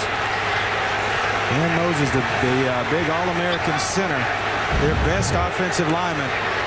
But you'll see it right in this area. Working on him, and all of a sudden they get a late hit here. He goes to punch him in the face at the end of the play. Wow. The 5th 15-yard penalty in East Carolina in this game. 5 of them. 4:40 left to go here in the third. Here's the option play, comes near side. Great coverage. Oh, mama. What a tackle by Kyle Chase. Talk about a one-on-one. Yeah, they got Jason Colson in, and it's a little bit easier. That's not Steve Slayton and the quickness and speed. All of a sudden, Kyle Chase, who you saw the deflection on the pass, and then they're coming up in run support. They got a guy accounted for with Pat White, and then now you got to come up as a safety and take the pitch man, and boy, does he show up and shows up ugly. We got people not playing. One is Steve Slayton, who's watching from the sideline, their leading rusher. The other is East Carolina linebacker Quentin Cotton, who we saw walking around injured. He's on the sideline too. Comes to the near side, Schmidt, and he's going to be taken down. Well, I'll tell you one thing. Slayton looks like he's over there to stay. Slayton on the sideline, a right wrist injury we talked about earlier, does not have his helmet on. He's not being shuffled in and out of the game. He's not playing. And it's an entirely different animal without Steve Slayton in the football game. Now you have to just account for Pat White. He's trying to run it off. Maybe it's cramps. I mean, we saw Darius Renaud go out as well, but he's carrying the helmet in the hand where the injured wrist is. Wow. Maybe it's cramps. The heat has got to him a little bit, and they're trying to get him some fluids. 3rd down and 14. 3rd and 14. 3 for 7, West Virginia. The purple and gold up and shouting. White looking. White under pressure. White way back. White goes all the way back to the 20-yard line. White looking, just says, I got to get rid of this thing. Throws the Hail Mary. It'll be intercepted. Intercepted by Travis Williams, and East Carolina's got the football. You know, it does wonders in terms of momentum and changing the momentum of this football game and the confidence boost for East Carolina. But it's just like a punt. You know, you throw it down there, and it's just like a punt on 3rd down for West Virginia. It's a turnover, and it's a confident builder for East Carolina. But this is just as good as a punt if you're West Virginia. 3rd time he's been intercepted today, but Andre, you're exactly right. If he doesn't do that, he's going to be down at about the 20, and the punt's going to come from the 10. So East Carolina gets it back. The 3rd interception off White in this game, but East Carolina's offense has yet to answer the call. And that's what they've got to do here in this second half. That'll be carried straight ahead. Good yardage picked up by Brandon Fractious, that senior. He's had more than his share of running, and you see the officials separating players again. Well, I'll tell you what, this is turning into a little heated rivalry here in Greenville, North Carolina. This team will not back down. Skip Holtz and his football team will not back down from West Virginia. They looked at this as a challenge, and they are very much in this football game with a nice little shot in the arm with that interception. Now we'll see if they can find a way to get some first downs. They've been out first down to 19-9 in this game. So far, Picnic on the handoff, nowhere to go. I mean, there'll be a loss on that one, maybe line of scrimmage. That's Brandon Simmons, a running back sophomore who has not played much today, and John Holmes, the strong safety on the hit. Yeah, you talk about timing in an offense, and they just seem out of sync. James Pinckney and his center, Todd Wingenbach. I mean, he's snapping the football low on timing passes that he wants to get off quick, which disrupts the timing. And then that one, fumbling the snap, not getting the football to Chris Johnson in time, has cost him as well. West Virginia's showing up right as he's getting the football. Another big play, 3rd down and 8. 2 out of 6 third down conversions. Looking to the sideline, wide open, and he's got the first down, and we'll get it up to the 48. Bobby Good, a senior wide receiver, gets it. Boy, he goes all the way through the reads. Sometimes reads are high to low. Some of them are from one side of the formation all the way back to the other. He does a good job of processing things out. Goes to the final read here. The third receiver out here all by himself, running wide open is Bobby Good, and the presence in mind to get north and south. James Pinckney right now, he's in rhythm offensively. Cut him loose and let him go in this football game. They go with the non-huddle. They've got 5 receivers out there. Pinckney with a first down and a 10. Out of that shotgun at his own 40 where he stands. Takes the rush, moves out of the pocket. He maybe will pass. Wanted to, couldn't get it where he wanted it. Running out of bounds at midfield. And he'll get a gain on that of about 3 yards. Pinckney on the carry. I tell you what, with a bad ankle, and he's limping a little bit. He's got a right ankle that's bothered him this week. He missed 2 days of practice, and that time he came off the sidelines limping a little. He may not be able to run the football a whole lot the rest of this game. Well, I thought he had Will Bland on the sideline on a little comeback there that maybe if he gets his shoulders turned a little bit faster, he's able to get that football out of there. But just sit in the pocket. No pressure there. Once it breaks down, step to the side and keep your eyes and shoulders pointed downfield so you can throw an accurate pass. There you see the numbers, 12 for 20. 2nd down and 8 right here for North Carolina. They're still trying to get into West Virginia territory. On the handoff straight ahead, that'll be enough into the territory, and Simmons again on the carry. Brandon Simmons, who has just joined the offense here in this second half as a running back for East Carolina. Well, they came to us, right before game time, told us, wait, he may get some time. And I'll tell you, just bouncing off people, and they're going right at the heart of this West Virginia defense, right in the middle of that formation where you feel like against the 3-man front, you can have some success. Body on a body and get some push. All of a sudden, the running backs get into those creases, and they're on the second level with those linebackers. Simmons had not carried the football this year before today's game. Fractures comes into the backfield, 3rd and short yardage on the flip to the near side. And he tries to turn the corner and can't. And don't think he got the first down. Larry Williams on Fractures drove him out of bounds. It'll depend on the spot here as to whether or not they got the first down. Well, he's going to have some time to think about it because we're at the end of the 3rd quarter, but I got to feel like it's decision time for Skip Holtz and his football team. They have got to keep the offense going now as they're in this football game against the number 4 team in the nation, West Virginia, but they need to get on the board again, trailing 17-7.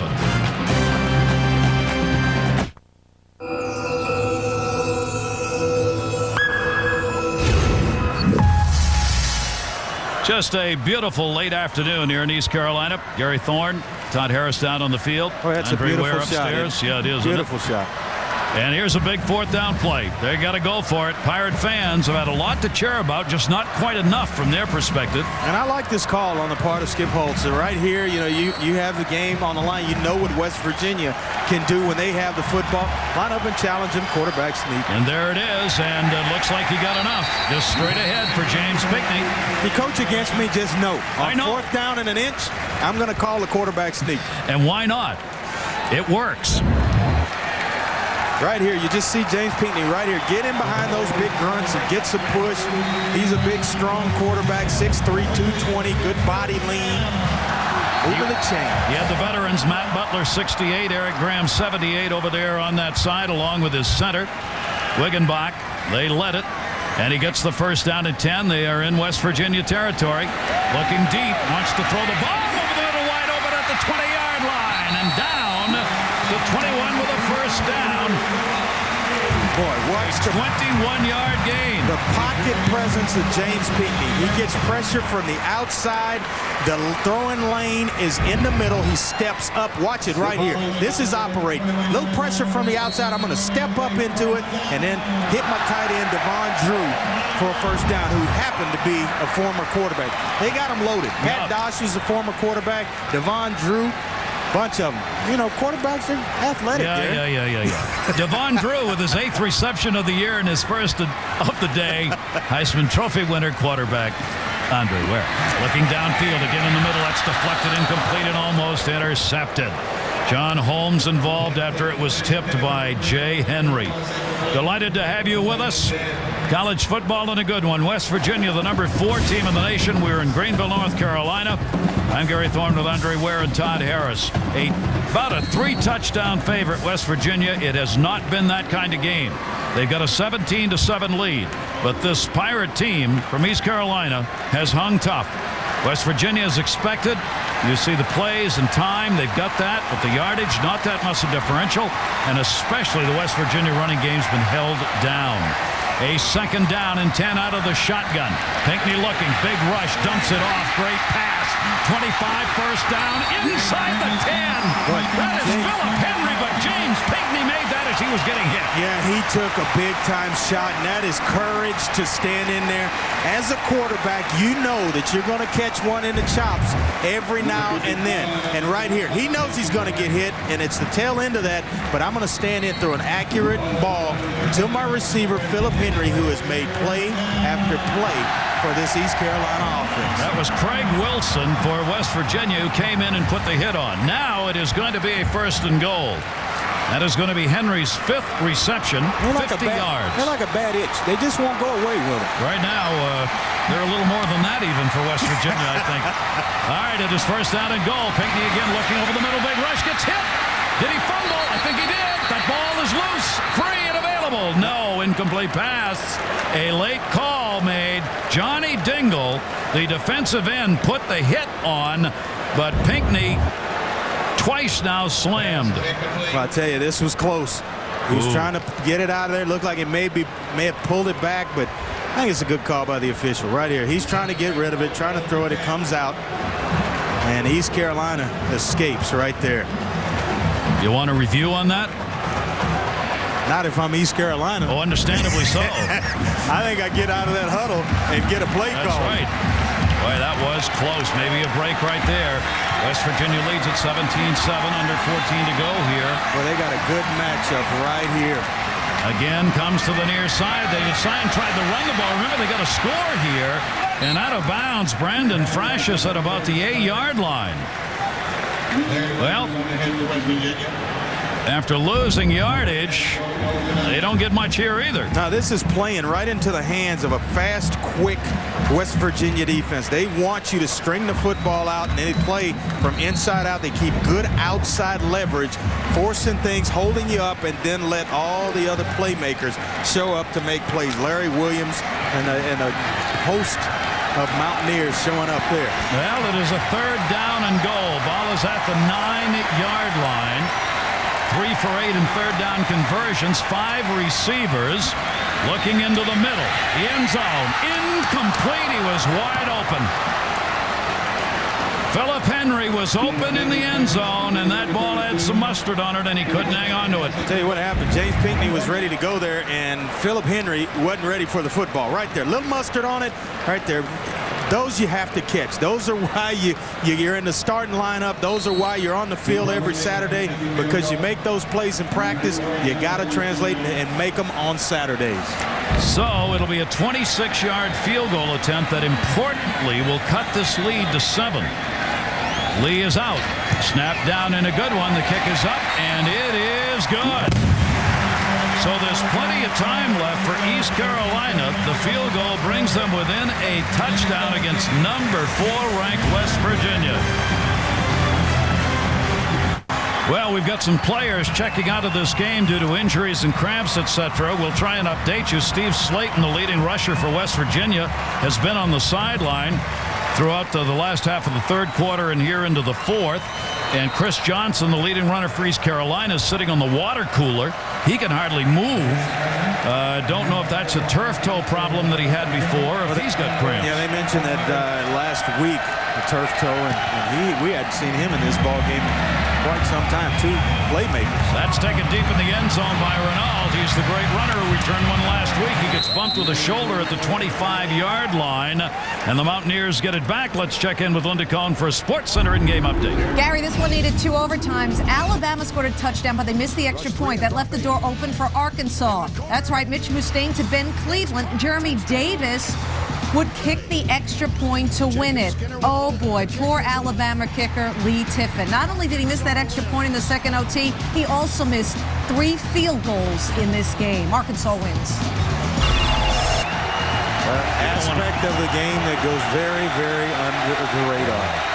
Quentin Cotton is back in. So is Steve Slayton. Slayton has come into play. That'll be to the 30, 35, 36-yard line. That is Steve Slayton. So after standing over there on the sideline, their leading rusher is back into the football game with about 13 to go in the game. And now you see East Carolina, they've played a lot of plays defensively. Fred Wilson, he's down. It may be cramps as well. Quentin Cotton, he was cramping up earlier in this football game. It is a very humid evening here in Greenville, North Carolina. So a lot of players losing a lot of body fluid. Todd Harris. Well, just talking with the staffs here, and both of them reporting that Fred Wilson, the linebacker, is down right now. Casey Ross, the starting cornerback, they sat out the last series because of cramps. So it looks like what they're trying to do is platoon players in.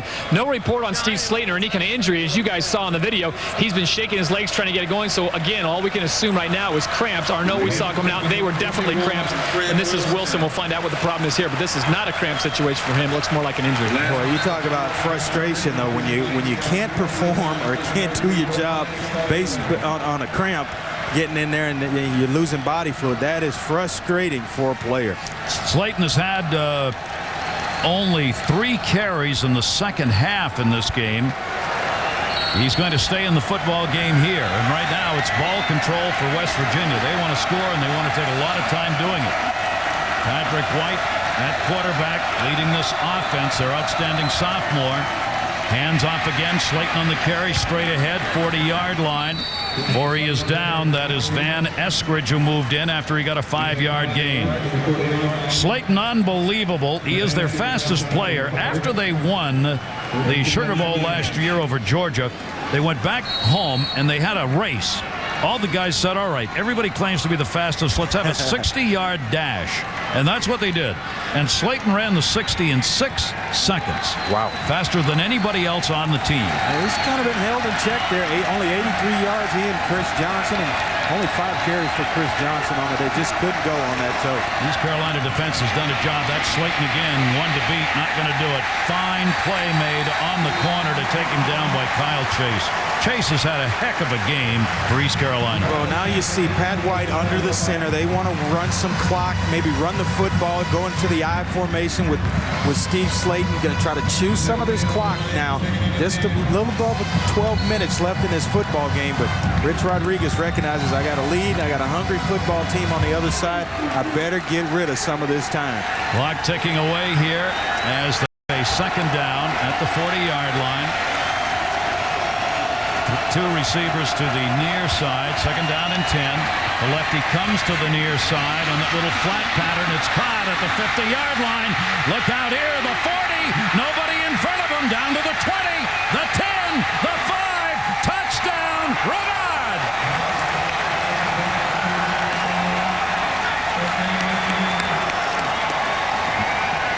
Well, that's the play that if you're East Carolina, you cannot afford to have happen. They've got playmakers everywhere, and this time they chose Darius Renard. Right here, nice little screen play. You see the offensive lineman get out in front and block him down the field, and all of a sudden it's just his ability to run with the football after the catch in open space, and he's got speed. I bet you he wasn't very far behind Slayton in that 60-meter race. His second touchdown receiving-wise, a 60-yard touchdown pass. The extra point kick by Pat McAfee is up, and it is good. And there is the big play of the ball game. Renard's 60-yard TD pass, his 5th catch. He's got 110 yards on the day. 24-10.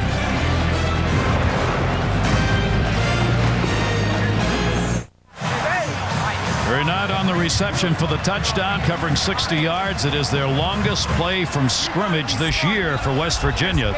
And what a big play it was. Patrick White now 15 for 22, passing 200 yards, 2 TDs, 3 interceptions. And you know, he just has that cool demeanor.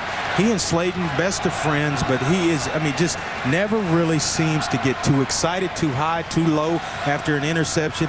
Always kind of even keel about him, and that's what you need from a leader at the quarterback position. He doesn't get too excited after that big run. He's happy for his teammate, but he realizes he'll celebrate on the bus on the way to the airport. And only a sophomore who had 5 starts last year, taken at the line of scrimmage to the 15. East Carolina's offense has to do it again. That is Hewitt, and he got smacked on that one, shy of the 20-yard line. Todd Harris. Well, if you take a close look at Coach Skip Holtz's left wrist, he wears a wristband similar to the Lance Armstrong Livestrong bands, but this one is purple. It says Pirate Nation, and part of Coach Holtz's project here is getting the spirits, the attitude of Pirate Nation up.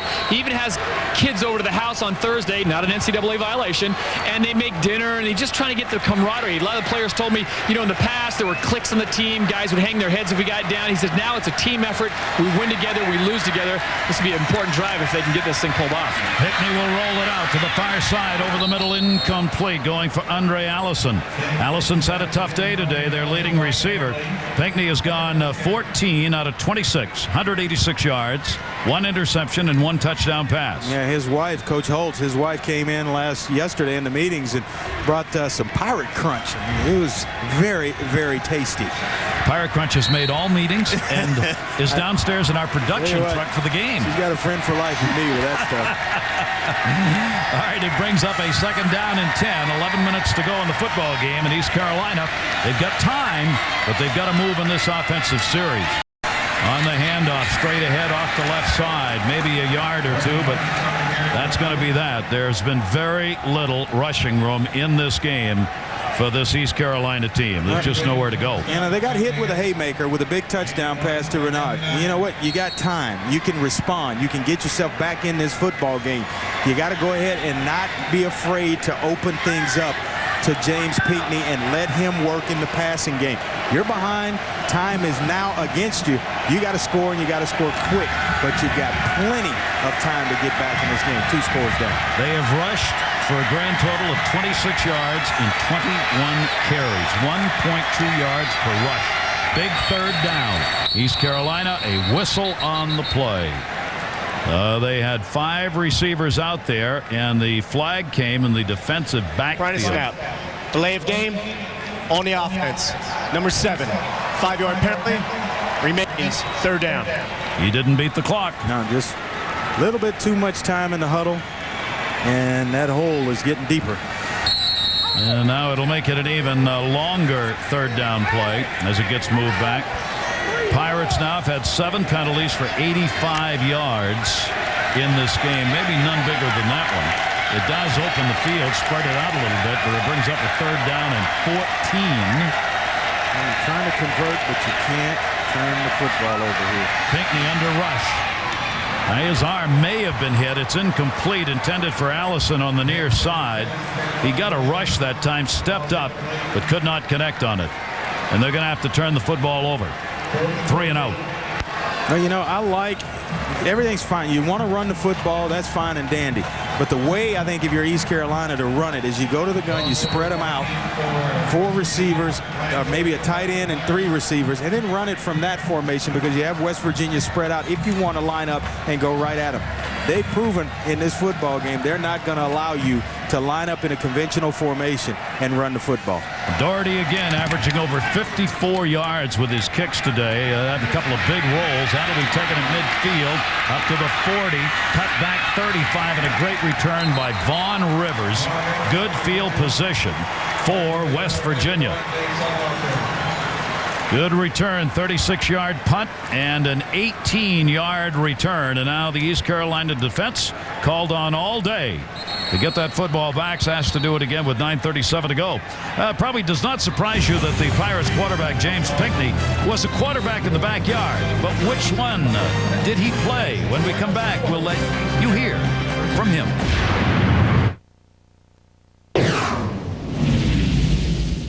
Growing up, I liked to be Randall Cunningham because he was such a diverse quarterback. He can also throw it in the pocket, but he can get out of the pocket and make plays on his feet. I mean, yeah, in the backyard playing football with the fellas, I used to be Randall Cunningham, had the 12 jersey, used to wait in the backyard playing with my other friends. There he is right now, not so happy. You see the 14 for 27, but they are down 24-10, and they do not have the football in great field position here as the Mountaineers take over again. First down and 10. Slayton.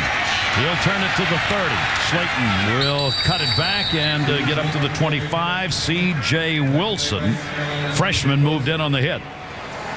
And Slayton set out much of the third quarter and part of the fourth. Now starting to pick his play up again. Yeah, now you're going to get a belly full of that big offensive line. They're going to turn the game over, and that's what they do. They get up on you, and then late in the football game, they're going to run behind that fabulous offensive line of West Virginia. Pirate defense had only a minute 52 of rest time between the touchdown on that 60-yard play and the 3-and-out for East Carolina. And that's going to be enough for a first down inside the 20-yard line up to about the 16. Brandon Miles, the senior, on the pass reception. That's good for 11 yards and another first down. Now, this was entering tonight the top rushers in Division I this season after 3 weeks. And you see Steve Slayton right there. And he was averaging 113 in the first quarter coming into this football game. Amazing. This is a little different game for West Virginia, even though they've got the lead. Not the big blowouts that they've had in the first 3 games over Marshall, Eastern Washington, and last week 45-24 against Maryland. Slayton again on the carry, this time straight ahead, and he's going to lose a yard. The 4th time Slayton has been thrown for a loss in the game, and Flournoy has been in on most of them. Todd Harris. Well, Gary, here is a prime example of hindsight being 20/20. Steve Slayton accepted a scholarship to go play for Ralph Friedgen in Maryland. He was all set to go be a Terp. They pulled his scholarship. Didn't think he'd be worth the scholarship. Had some other backs in that position, so they withdrew the scholarship from him. Here he is now. I wonder how they felt in Collins Park last weekend. Not real happy. And boy, did he feel happy. He had a good game. Poetic justice. A second down and 11. Slayton on the far side to the 20. Again, he's going to go down. And right about at the line of scrimmage for that play.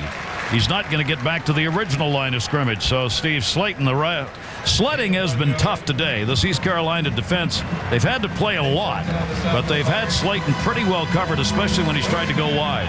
Yeah, I mean, they've done as good a job as anybody in the country of corralling Steve Slayton. And you know, just some turnovers and just missed opportunities have them trailing in this football game by 2 scores. But I tell you what, the defense for East Carolina has played one heck of a football game. Third down, they run the little screen to the wide side this time, and that's not going to be enough for a first down. Owen Schmidt did a little high hurdle there, got by 1 tackler, then got caught.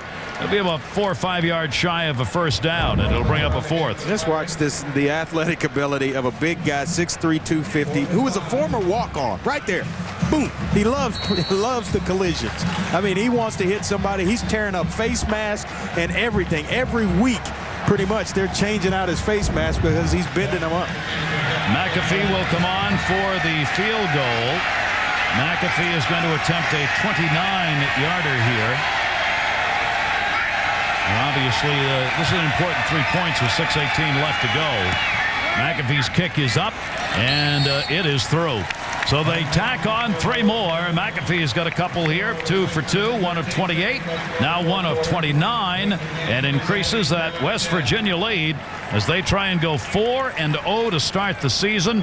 They are 3-0 now, listed 4 in the nation. Now here's a hurdle again by Owen Schmidt. Right here, and you see him. Just nice athletic play by a big guy, 250 pounds, tough football player, and that's what his face mask looked like a couple of weeks ago. Right there, just all bent up and smushed in. He said he had a titanium one last week. He smushed that thing in. So, I mean, every week they're having to do a new one. I'm not sure today if he's stuck it on anybody today, but you talk about just a good football player. Good tough yardage right there. This team's trying to win their 11th game in a row.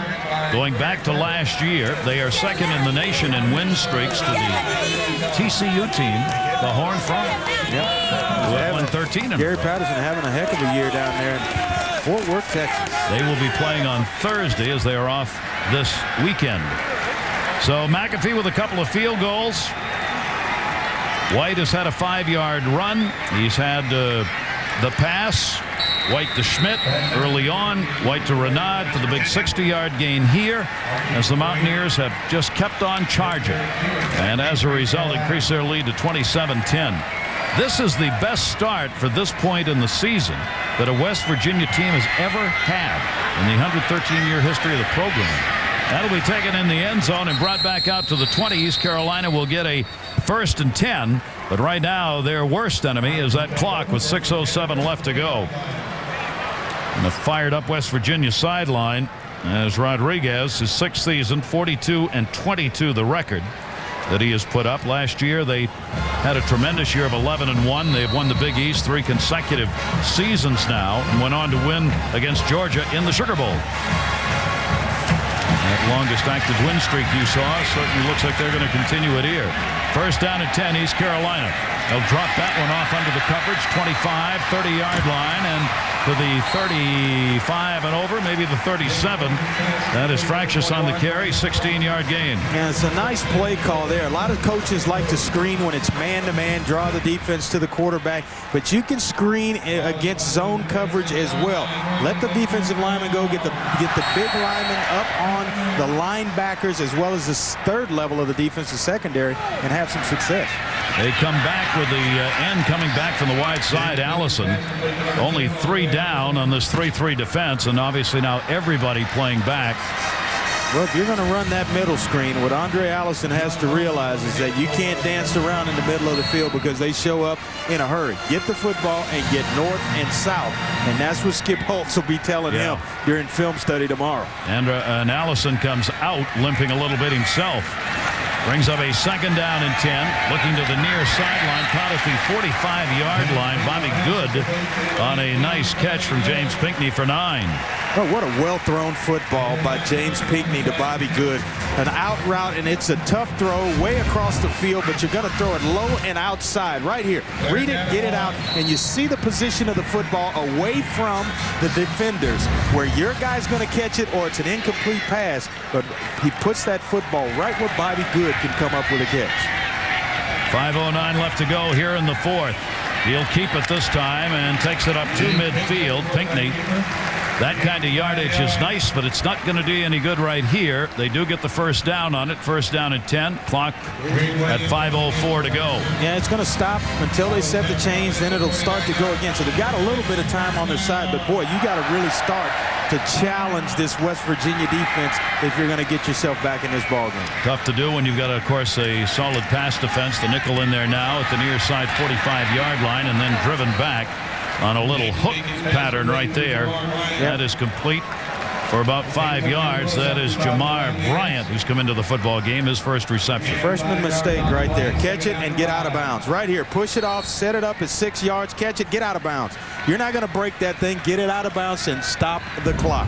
Kept it running instead after the gain of 5. 2nd down and 5.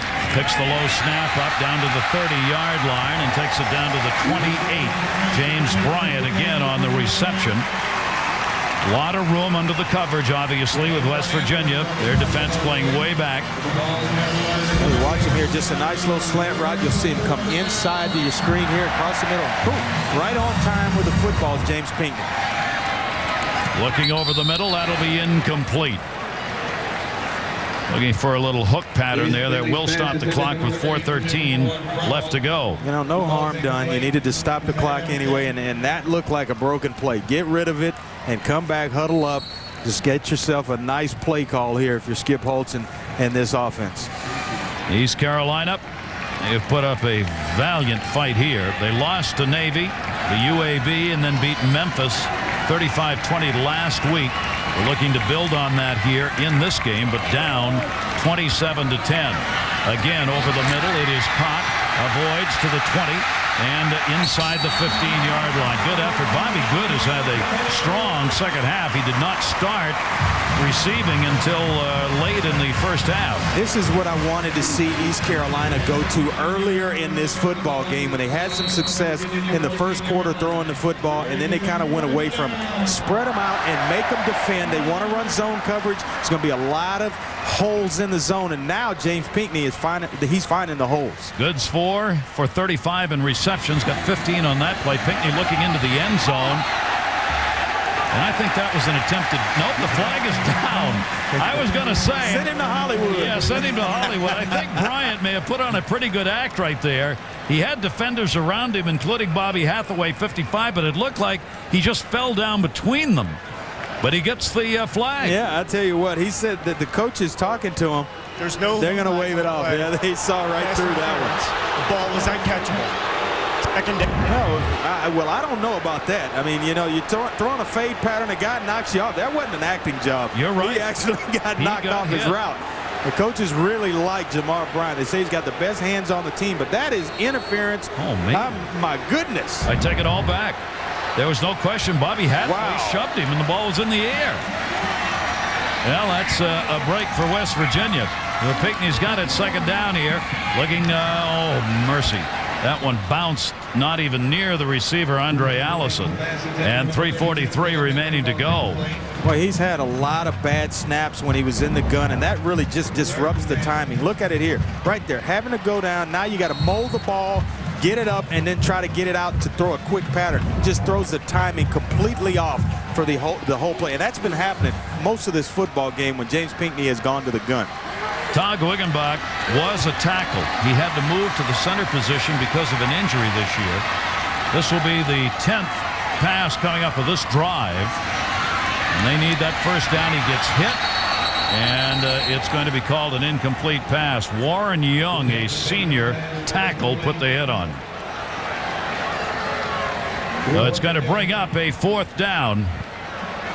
Pinckney's going to have some black and blues when this day is done. He has taken some shots back there. They got to go here, trailing 27-10. They can get a first down inside the 4. He's thrown for 247 yards passing. 15 consecutive 200.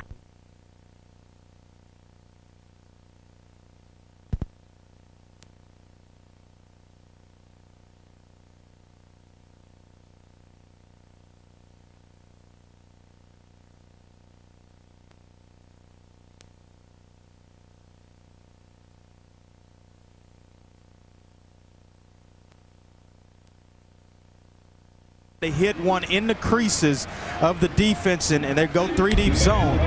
All of a sudden, it throws the timing off. West Virginia leads it 27-10, 3:33 to go in the fourth. We apologize for a bit of an audio technical difficulty we had there a moment ago. And here, West Virginia's got that 27-10 lead. They've got the football. Only 3:33 left to go. A chance to go 4-0. The number 4 team in the nation against an East Carolina team that has played them tough here today. Yeah, we're thinking right now, West Virginia, you just want to hold on to the football, work some clock, and not turn it over down here inside your own, right inside the red zone. They got a first down and 10. They're at their own 14-yard line. Slayton on the carry for the 5th time will be thrown for a loss back to the 10-yard line. That has been a positive, as Slayton, a great rusher, has been held to 87 yards prior to that carry. East Carolina will use a timeout here. Slayton had to sit out about a quarter total, I think, with apparently cramps that kept him on the sideline when we started the second half. I mean, all in all, still a very good day. Patrick White, even better at quarterback, has made up for some of the rushing yardage that they needed to get. Well, you know, what happens with good football teams is you have a couple of stars on the team. And Steve Slayton went out for that period of time. And Pat White basically just took over the football game until he got back. He had some help from Darius Renaud as well, but just a fabulous job on the part of Pat White today. That's why Rick Trickett, who recruited him, said of White, if we get him, we got a chance to be national champions. Want to remind you that led by Warwick Dunn and Michael Vick, the Falcons are off to a great running start. They may have to take a back seat, not necessarily to the team they're going to be playing, the Saints, but to New Orleans. 13 months after Katrina, the Superdome reopens, 8:30 Eastern, ESPN's Monday Night Football, Falcons and the Saints. In this ball game, for White, a career high 216 yards passing. Keep in mind he had thrown only 27 times total in the first 3 games of the year. And he's had to come out passing the football in this football game and has done so successfully. Going to make it even tougher on future opponents of this team. White with a second down, long yardage 13. Nowhere to go again, this East Carolina defense. Maybe down under 3 minutes left in this game, but for Kyle Chase, who made that tackle and company, they are continuing to drive. They have done themselves proud on defense today. I'll tell you what, Greg Hudson has done a fabulous job getting his players to play hard for the entire ball game. And I mean, they have really fought and stood in there with a high-powered West Virginia offensive football team. There he is right there, the defensive coordinator for East Carolina. Boy, he should be proud of his troops. You know, you talk about it, they gave up 27 points, but sometimes they would just had their backs against the wall with unbearable field position. Yep. 2:22 left to go in the football game. White will come under center. Third and long yardage. Going to carry that one. East Carolina trying to strip the football at the 13-yard line, but can't get it freed up. Slayton again on the carry. He knows he's been in a football game. He's used to breaking a lot of long yardage plays, but this team, they have keyed on him as expected, and they have made it very tough for him to gain yardage. He's been thrown for a loss 5 times in this football game by the East Carolina defense. I think he's still suffering a little bit from the cramps. I mean, they've subsided a little bit, but the muscles are tight now, and he's just really not cutting loose, even when he's got some space to run. And you look here, West Virginia rushing, gone over 300 yards in 6 consecutive games, dating back to the Sugar Bowl against Georgia.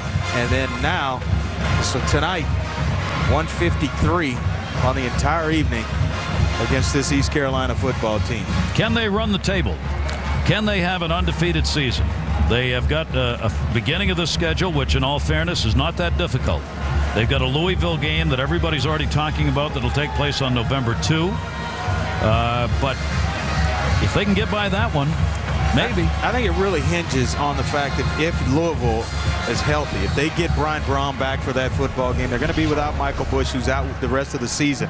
But that's the game right there, November 2nd. That may be the game in college football when you match those two up. And I think they were exposed a little bit tonight in the pass game, in pass defense. Louisville may be the best team in college football at throwing the football around. And I'll tell you what, if they defend like they did tonight, it's going to be a long evening for Rich Rodriguez in West Virginia. Protecting the punter, who's going to be all the way back in the end zone here. Scott Kozlowski just gets the line drive, wants the bounce, will get it all the way up to midfield. It will take the bounce for West Virginia.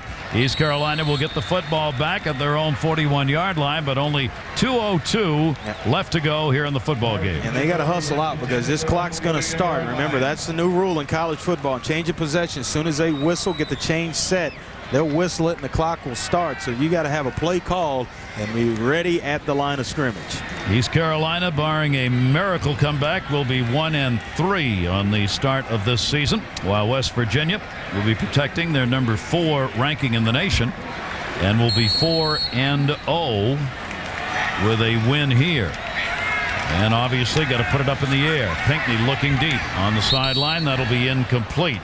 James Bryant again, who's become a target here in the 4th quarter. That'll fall away and stop the clock at 1:53. Yeah, if a guy is moving, if he's on the move, you got to take a little bit off the football. If he's planted and a curl route coming right back at you, go ahead, you can zip it in there. But if he's moving away from you laterally, you got to make sure you throw him a football with some touch there. James Pinckney, a little bit too much mustard on him. This will be a 2nd down and 10. Only 3 rushing they got in there, though. That ball is going to be incomplete. What a great reach in defensively.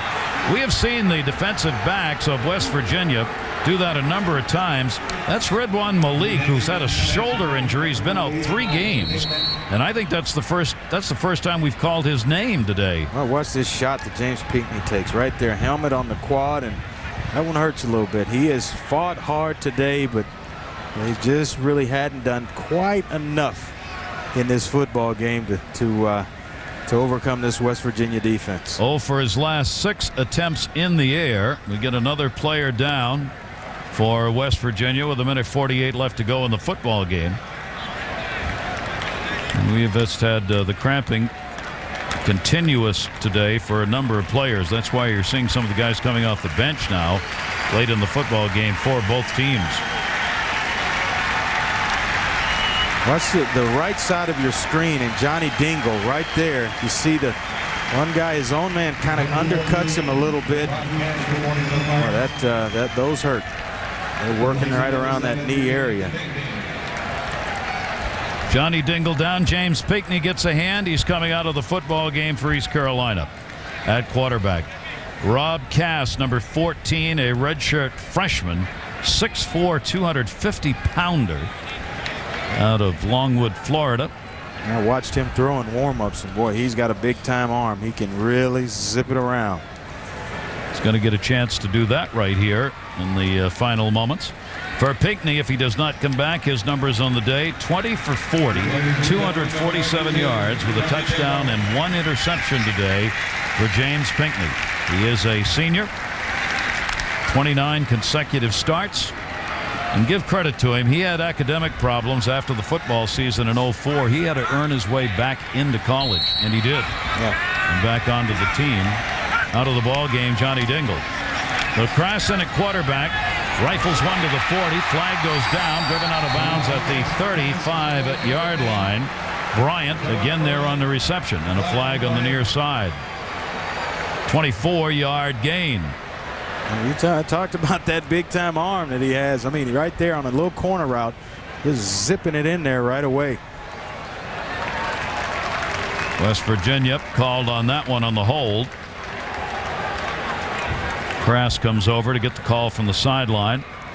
One of the younger players get an opportunity to get some game experience here. 1:41 left on the clock. Yeah, we really didn't know who the backup. On the defense, number 3. 10-yard penalty from the end on first down. You see this. It's going to come right into your screen, right here at the bottom of the screen. Little hole inside. You see it right there. That matchup right there. And he gets a little hold. A little bit extra on the tail end of that play. So Rob Crass, will bring the team all the way down to the 23-yard line. He has to handle the low snap as well. That'll be caught for about a 3-yard gain by Philip Henry on the far side. And the clock is running with 1:29 left to go. Charles Wiggenbach is just, having some trouble getting those gun snaps back there. It's because he's got a nose guard over him all night long. I mean, right there trying to snap it and then get it back there and pass block all at the same time. A guy right over your face mask the entire night. And it really has disrupted him to the point where it's thrown the timing of the offense off most of this football game. That'll be the incomplete, stopping the clock. See the low snap there again. If you got to catch it, get it out fast. That's frustrating right there, because you can't catch it, mold it, and get it out. You can't really even get the laces on a lot of times if you're a lace thrower. I always wanted that lace, right? You want to feel the lace. Aikman always threw the football. He never used a lace. Amazing, because most quarterbacks, as you say, like yourself, want that for control. Crass fakes. He's going to run it. Third down here. He'll get it down to the 15 and about the 12-yard line. And maybe enough for a first down. I think he's got it. Looks like it. 7 for a first down. And he got it. I mentioned the fact earlier, Skip Holtz, he doesn't really let anyone know who the backup quarterback is. We didn't know who was coming in, whether it was going to be Brett Clay, Robert Cass, or Patrick Pinckney. It turns out it's Rod Cass. And this kid looks pretty good so far. Another minute left to go in the game. 5 receivers. Rod Cass gets hit as he lets that one go, and it'll be incomplete in the end zone. Even with just 3 men rushing, they're getting guys into the backfield. Lewis on the coverage that time in the end zone. and Dykes was the man who put the pressure on the quarterback. Yeah, that's what makes West Virginia so good, is that they can get pass rush with just 3 guys. They line up, and it's a nose guard and a guy over the tackle on both tackles, and they just come after you, and you chip on them, you block them, but they somehow get in the face of the quarterback enough to disrupt the throw. Big job when you have only 3 down. 51 seconds left. A second down and 10. Picks it up off the ground, runs into a blocker, turns near side to the 10, and will be taken down at the 9-yard line. So Cass gets 3 on the carry, and that is Kevin McLee who took him down. Well, he'll mature into that, figuring that, well, it's better to, at this point, throw it away or get myself out of bounds and stop the clock. It's still running at 26 seconds right now. Cass again looking. That is going to be incomplete. Bryant, the intended receiver. Amazing thing about this West Virginia defense, they had only 1 defensive back returning as a starter, and that was McLee, number 43. They are fairly young in that defensive backfield, and yet, as you've seen the way they've played in this game, they've done a pretty good job. Came in 33rd in the nation against the pass on defense, 55 against the rush.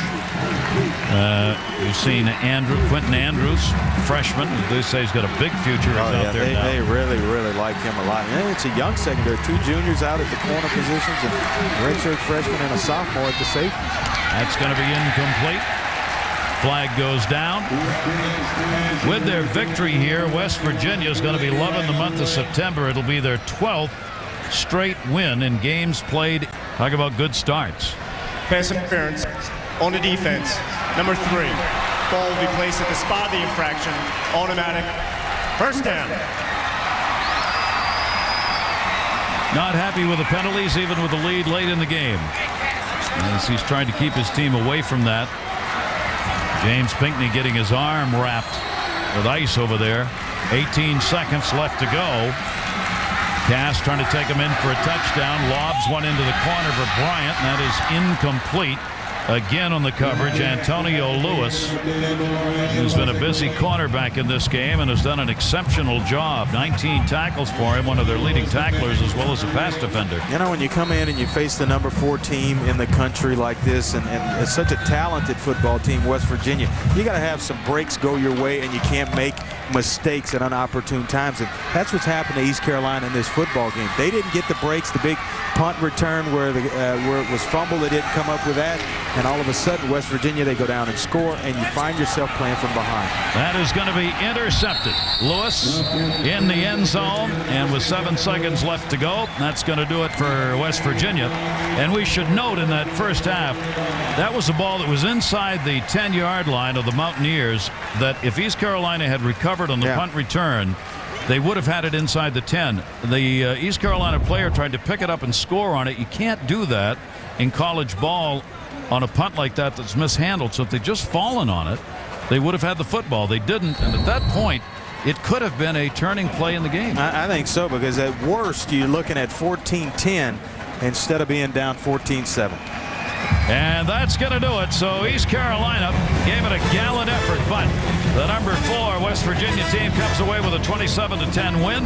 This has been a presentation of ESPN, the worldwide leader in sports. Linda Cohn's going to be coming up next. For Andre Ware, Todd Harris, and all of our crew, I'm Gary Thorne. We thank you for joining us here. Our final, the Mountaineers 27 and the Pirates 10. Now Linda Cohn, ESPN2 College Football Scoreboard Show.